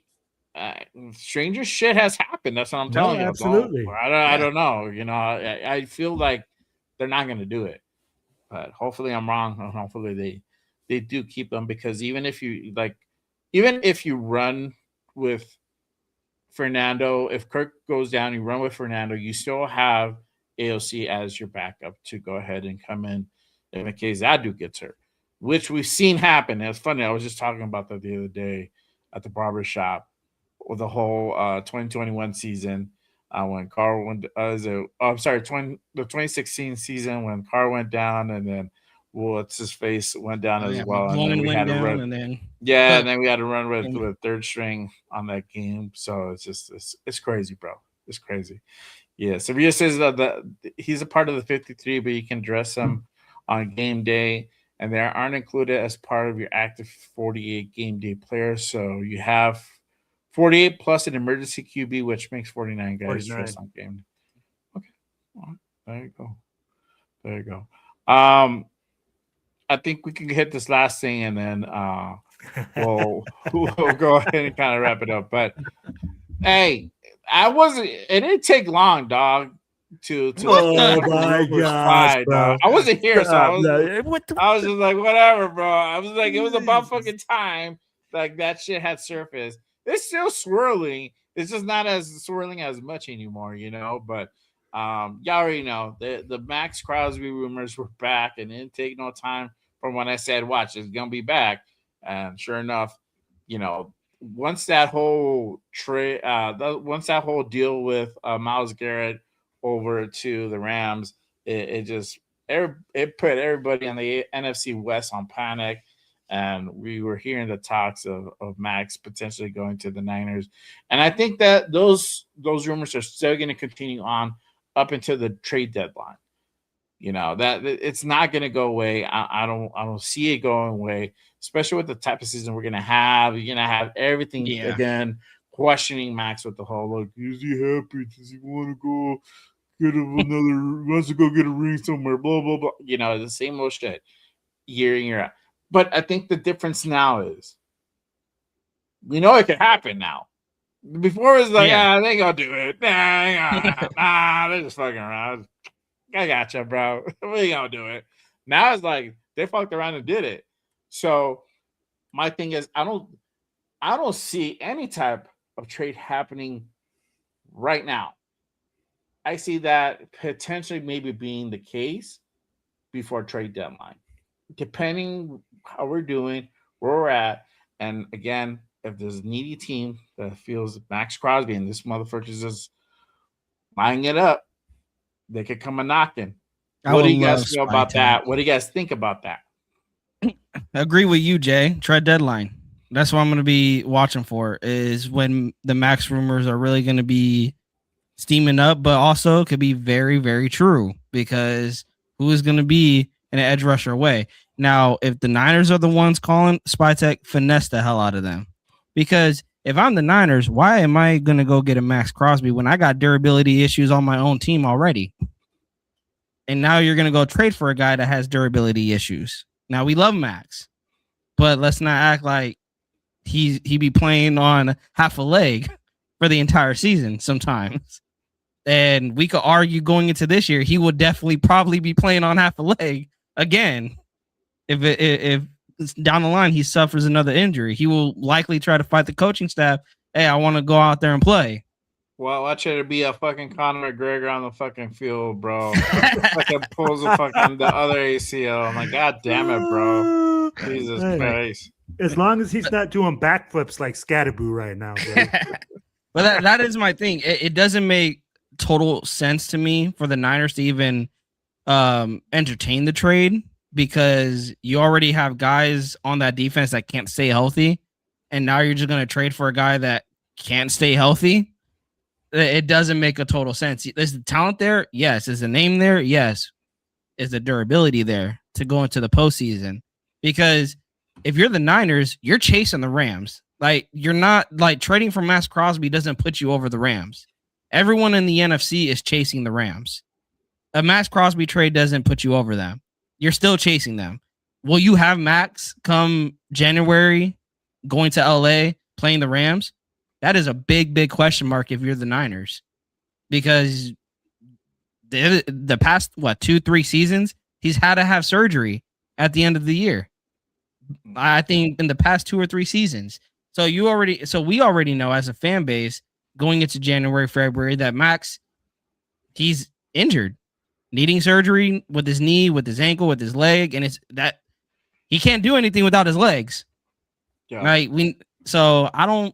I don't think it makes sense for San Francisco, maybe Philly, but I'm scared of Howie Roseman. Is he gonna finesse the hell out of Spytek and get a bag of chips? Trade a bag of chips away from Max. But I trust Spytek. He stood on business. He said 2 firsts. Baltimore gave it up, but Baltimore got cold feet. Traded, gave him back. But I do think they fucked up. Oh yeah, they big time. Up. They're like, damn, we gave away the house. Now I'm trying to get my money back. Yeah. But I believe a trade can still happen before that Niners. That would suck though. You trade him away to the Niners, and then you got the Niners that week. Like, that would have sucked. But I do believe, I don't think it's going to happen. But trade deadline, I would not be shocked if Max is on the move once again. Yeah. And then look at Severe's question. And, bro, man, you're going to bring up those old feelings again. Imagine what Clint could have had done. But who said we would have drafted? If we drafted McCallum at 14. We drafted players at different positions that we thought we weren't going to draft. I'll be like, look at the moves we made. I'll be like, maybe we think that he would have been nice for that offense.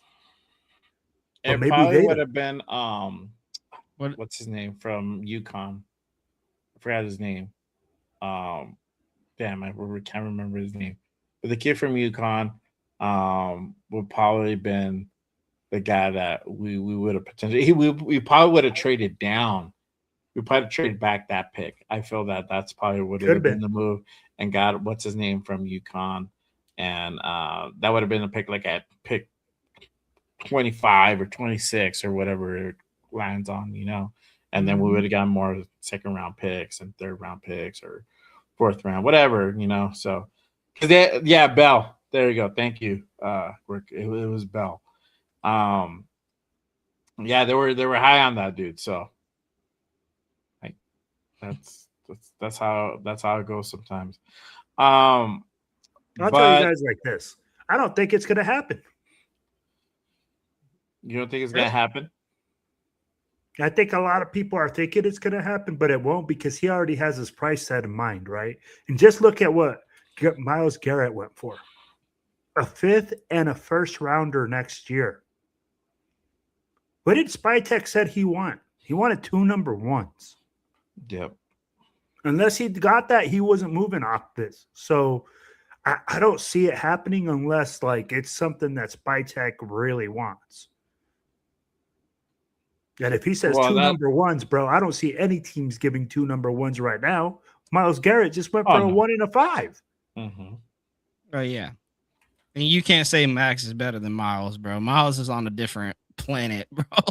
Yeah, exactly. I agree 100%. And yeah, I don't think that's gonna happen. He put that out there because it's like nobody's gonna give that. Nobody's gonna give that. So if somebody's really desperate enough, they're gonna go ahead and pay that. But other than that, they're not. They're not gonna go ahead and really give up 2 firsts for an aging Max Crosby. Yeah, but hey, I hope I'm wrong if it does happen because that means we get 2 first-round picks. I'll be down Well, for that that means, old man. that means we gonna fast track this rebuild really, really quick, bro. Even more so. Denzel Boston is the guy that I was thinking of, not Bell. Boston. Denzel Boston. Sorry, and he's from Washington. They have the same colors. That's kind of what I was thinking. He's from Washington. They met with him. They could that could have been the dude In the second round, yeah. Yeah, he was drafted in the second round, but they were, I think they at the highest it was like 20 something, like 28. Bro, we could have drafted him when we moved back in the second round, and we didn't draft him. We literally had the best defensive tackle on. I thought we were gonna go with that kid from Ohio. Yeah, remember? Yeah. I remember. Fuck. Do you see? I was like, "What the fuck are we doing?" Yeah, what the fuck are we doing? That was reaction talk. I was like, So I think like, the move, bro. Oh man. 805 says Spytek would have drafted a guy projected in the 3rd. Yeah, see? Oh shit. Oh man. Was it a 3rd? I don't know if it was a 3rd. I thought it was a 5th. I don't know. Myles Garrett was traded for Jared Verse, a 2027 first-round pick, 2028 second-round pick, a 29 third-round pick. A 29 third-round pick? Wow. Yeah. Yeah, because they changed it now. You can go like I don't know how many years now. I think 3 years is like you go 3 years out on the picks. Huh. You can't give like a 2050 first round pick either. You know what I mean? Like, yeah, no, dude, to be retired by then. Yeah, you did like 2029. Like, I guess this year coming out, you can do like 2030 probably. Yeah, which is insane, bro. It's like literally right around the corner. But again, that sets the market. And I mean, like, that's literally setting the market for the best player on defense. Yeah. And Max Crosby is nowhere near Myles Garrett. Yeah. Arnie with the clutch question, and we'll go ahead and put this as the last question. He says, who was the biggest draft disappointment last season? Besh, Thornton, Mullet, or Miller? Two of those Honestly, guys bro. didn't play. That's what Yeah, I'm saying. bro, Two of them are yeah. not even on the team, so that kind of They didn't even answers. play. This Yeah, kind of answers Thornton, the bro. question Thornton. in itself. Thornton. I would say Thornton too, because given the amount of reps he had and the hype coming out of training camp, Thornton never lived up to the hype, the expectation that it seemed that they put on him. Definitely Thornton. You could argue Besh too, because he didn't see the field and he's the second round draft pick. Besh is a second round draft pick, and bro, what are you doing that they didn't even want to play you? Yeah, you that was with old the man towel peeing on boy. Xanax, bro. You know, that was Xanax vision that dude probably was having there. No, but So I mean, you could go top to bottom on that draft card or that draft class, and you could say everybody. yeah, But I would you could put Thornton based off the No. expectation, but Besh, to Severe's point, just being a second 20 rounder, receptions, 227 yards, bro, for a second rounder. That's all I gotta say. a second rounder is a premier draft pick. A second You a round starter, bro. You a starter. Yes, he should have been a starter. And the fact that you didn't even see the field as much as you did, I've always said that I gave him the benefit of doubt because he should have seen the field. But at the end of the day, you didn't prove to the coaches that you should have seen the field. So what does that say more about you than the coaches? Well, I don't know. Now they're saying, now it's the opposite. Supposedly, Besh is going to get more opportunities or whatnot. But that was earlier this offseason, so I don't know. Again, going into training camp. Hey, we talk about we talk about snaps in preseason. Besh needs to be out there. Well, bro, he was out there, and I'm going to tell you the reports that were coming out. Again, a guy that didn't create any separation without pads, a guy that struggled that they said, oh, he's going to get better when he puts pads on and he blocks. I'm like, we talk about wide receivers blocking, man. You could have just get a blocking tight end if that's the case. Exactly. But that's the thing. That Besh is a second round pick. If this is the year that I'm looking at Besh like, hey, Besh, you better prove Sprytek wrong or Sprytek right because he drafted you in the second round. And to those reports, Will, that you were talking about, let's see it. Bro, let's see it on the field. That's the only little chip that's on there is that he didn't get enough. You could say like, oh, he didn't get enough burn. That's why, there's still a question mark behind him. But also you have that flip side answer where it's like, question. Dude, a fourth round. Did you do? Yeah, a fourth round pick is starting over you.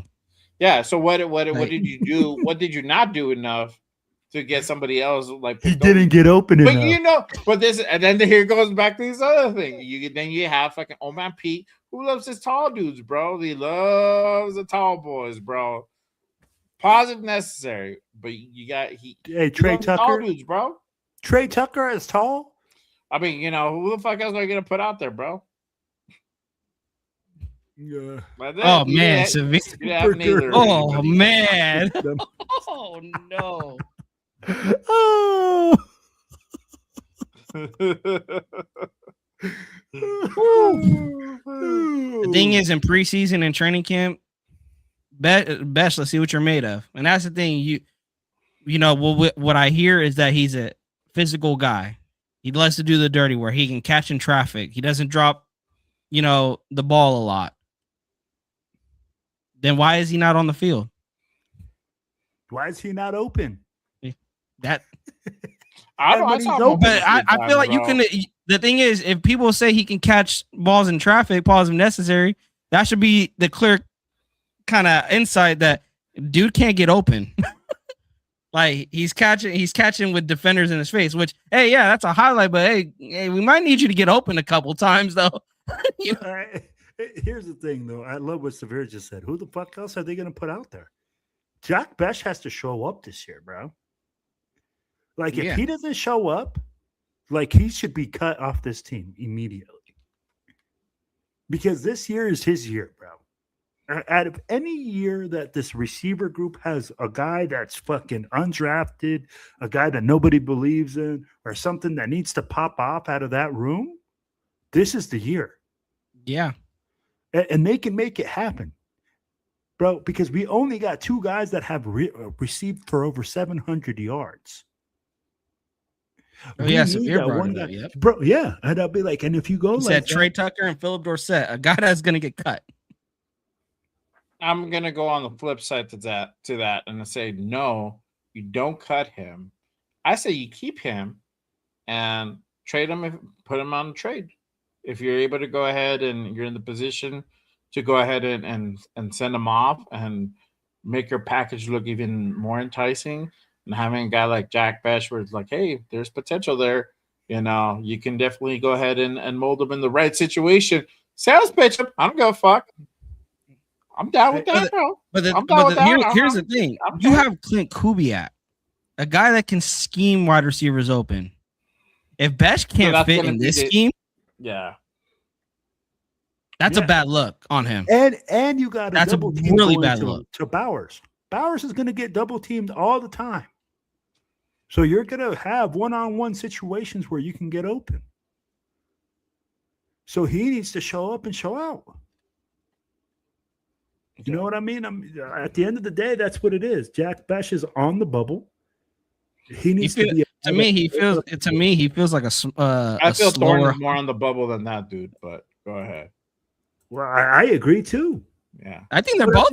To Will, both could be on the bubble. Well, you're probably gonna have to keep one because of the depth.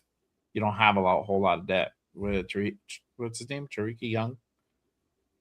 The dude that we picked up from Seattle. That's the dude that we have. And I think we got Malik Benson, Jonathan Brady, Cedric Jackson, Chase Roberts. Cedric might be the one that can potentially fuck around and make this 53. Yeah. Even at a wide receiver 4-3. I like him. I like where he can go. He has a speed, and we know that he can go ahead and catch the ball. But I think you keep one of those guys and keep them for depth. So that's the thing where Kubiak's gonna have to make those tough decisions, and we'll know once we get more into training camp. If they play Thorne and Bech a lot, that's gonna give it insight on how they feel about him. To give them as many opportunities to try to prove themselves to make the final 53. I guess Scorpio, bro. No, hold on. Stop it. Get some help. Cut Bech and Thorne and go sign Diggs. Hey, I don't need no wet ass pussy out there, bro. Hey, bro. You might fuck around and get another Wilkins situation. So I don't know. We want to go ahead and petition bring that. Hell no, bro. I do not need any of that. You know what I mean? So Severe is right on point again. Right on point again. Yeah, I was surprised it happened, bro. And I was like, fuck yeah, that's fucking dope. I didn't like Tyree from the pick from the jump, but I knew he was a bum when everyone on the edge was hurt, and he still couldn't produce. If Bech can't crack this receiver rotation, zip his career the fuck up. Facts, my God. He's not wrong, bro. You got Clint. You have Clint Kubiak as your play caller, and you have nobody in the wide receiver room that can beat you out. He got all of his guys too, so you can't put the blame on the fucking offense. That was his guy. That's the whole offense is Kubiak's guys. So it's not like you're piecing like a fucking Tom Brady fucking hire onto this coaching staff. So it's like, yeah, you got all the guys. You got all the necessary people in place to make the offense look good, or at least look competent, right? So if you can't make it here, bro, I don't know. The future don't look bright for you. No, 100%, bro. Oh man. All right. I think it's a good time to go ahead and stop it there. Yeah. The chat's gonna keep us here all night. Going right now. Yeah, bro. I know. Hey, I love it though. I love the interaction they got, but man, I got work tomorrow. Can't be here all night. Well, me too. Me too. Again, appreciate you guys. Make sure you guys hit the like, hit the subscribe on this show on all 3 channels, share it on all social media platforms. Make sure you guys hit up my guy Primos at Raider Primos. Like and subscribe to his channel in the stream. And then also my guy Silver and Black Radio Podcast, Raider Will. Make sure you guys go ahead and like and subscribe to his channel and his stream. Again, appreciate you guys. A new Raiders Unfiltered show. We're going to be back every goddamn week, every damn Monday. Hey, we here, motherfuckers. Show of Raiders Unfiltered. Monday night showdown with the 3 amigos. For me, because I'm Raiders Primos. So the Fab 3. Scorpio, I need what you are smoking. Are you smoking with J.R. Smith? I need some of that. I'll send you some of that good. I'll send you some, bro. Don't worry, I got the good shit. I'm gonna come on next show and I'm like, guys, I finally came around. I think Scorpio's right. Go get Justin Jefferson. There you go. For sure. Zip it up or zip it out. Oh man, but hey, appreciate you guys, everybody pulling up. Let them know real quick before we go ahead and sign off. What do you guys have going on? Primos, you got anything going on this week? Hey, definitely going to be tapping in Wednesdays, Fridays. Training camp is here, you guys. We're going to have things to talk about. You heard my takes. I hope to see you guys there, be engaging. And I want to hear from you guys as well. It's not just the Primos podcast. It is also the Raider Nation as a whole. So definitely want to see you guys there tapping in on Wednesdays, Fridays. Try to shoot for like 5:00 p.m. Pacific time. And we're going to be diving into training camp and the rest of the season. Let's get it. There you go. And then, baby over here, baby. Yeah, baby. What do you have going on? Hey, baby, you know what it is, man. Hey, y'all, man. Hey, tomorrow night, I'll be on the Most Notorious podcast with my boy Cheeto Linus, my boy 401 Raider Jeff, and our boy LV Raider 10. And then on Thursday, man, I'll be doing the Silver and Black Radio podcast with Maddie B. We'll have another special guest. We'll be chopping it up. The season is on, baby. So, hey, make sure you guys subscribe, like, and share. Hey, hit us up at the Silver and Black Radio podcast. We got just Raiders, baby, and Raider Primos, man. Thank you guys, chat. We appreciate y'all, man. Yes. It's been a blast. Yes, sir. Yes, sir. As for me, I got jack shit going on this week. I might put out some content this week. We'll hold it down. There you go. Y'all hold it down, bro. Yes, I might put up some stuff on my other channel that I have going on. You guys can go ahead. Bro? Yeah, go ahead. And push that channel up. Hey, hopefully we don't be saying that this season. What the fuck, bro? I hope so, bro. I hope so. But yes, you guys can go ahead and check that out at the Bro What the Fuck Show on Instagram, on YouTube, and now TikTok as well. And I put out some MMA content the other day because fuck, y'all already know it's been so fucking slow. So I had to go back to my root to UFC. So I put out some UFC content going over a recap and breakdown of UFC 329, which was almost. I'm so glad I didn't. Almost as disappointing as our season last year. And I still felt like I got robbed. I'm like, what the heck? All right, bro. That's faster than you bootlegged it. You felt like you still got robbed. Yeah, my brother was streaming it, and I was like, what the heck? I did. I paid for it, but I did feel a little bit. I did get robbed. Hey, at least the other fights were there. There was some other, the pre-fights were pretty good, but man, really the hype of the fight. Jay was out there just to watch the stanky leg, bro. Oh yeah, dude, the stanky leg. Hey, man, you can see Conor McGregor. Dude, stanky leg all the way out, baby. Fucking hobbling like a fucking hobbit, bro. Out of that fucking octagon. But yeah, check it out. At the Bro What the Fuck Show on YouTube and on Instagram. I put out some other content, some funny content as well. Or at least I try to be. Usually I'm not. So usually I eat a bag of dicks half of the time. So. But with that being said, we're gonna be back. We're gonna be back next week with another fresh episode of Raiders Unfiltered. What the fuck do we call ourselves? Fab 3? What you say? You said the What'd you Fab say, Primo? 3, The Fab 3. The The Three delusional three. Amigos. Delusional 3. the Three Musketeers. They're like, what you want to call it, The man? Three Fab Amigos. 3. I don't know. Whatever. We'll figure it out as the days We'll go figure it out. by. Yeah. But yeah, make sure you guys go ahead and pull up if you guys want to go ahead and talk some shit. Here's some bad takes and maybe have a laugh or two as well. But other than that, I'm appreciate full you of guys. There you go. Me too, bro. Me too. I don't get fucking use a force on this shit, bro. Other than that, y'all, I appreciate you guys. Salute to everybody, and we'll see y'all next time. Peace. Just remember, just Raiders, baby.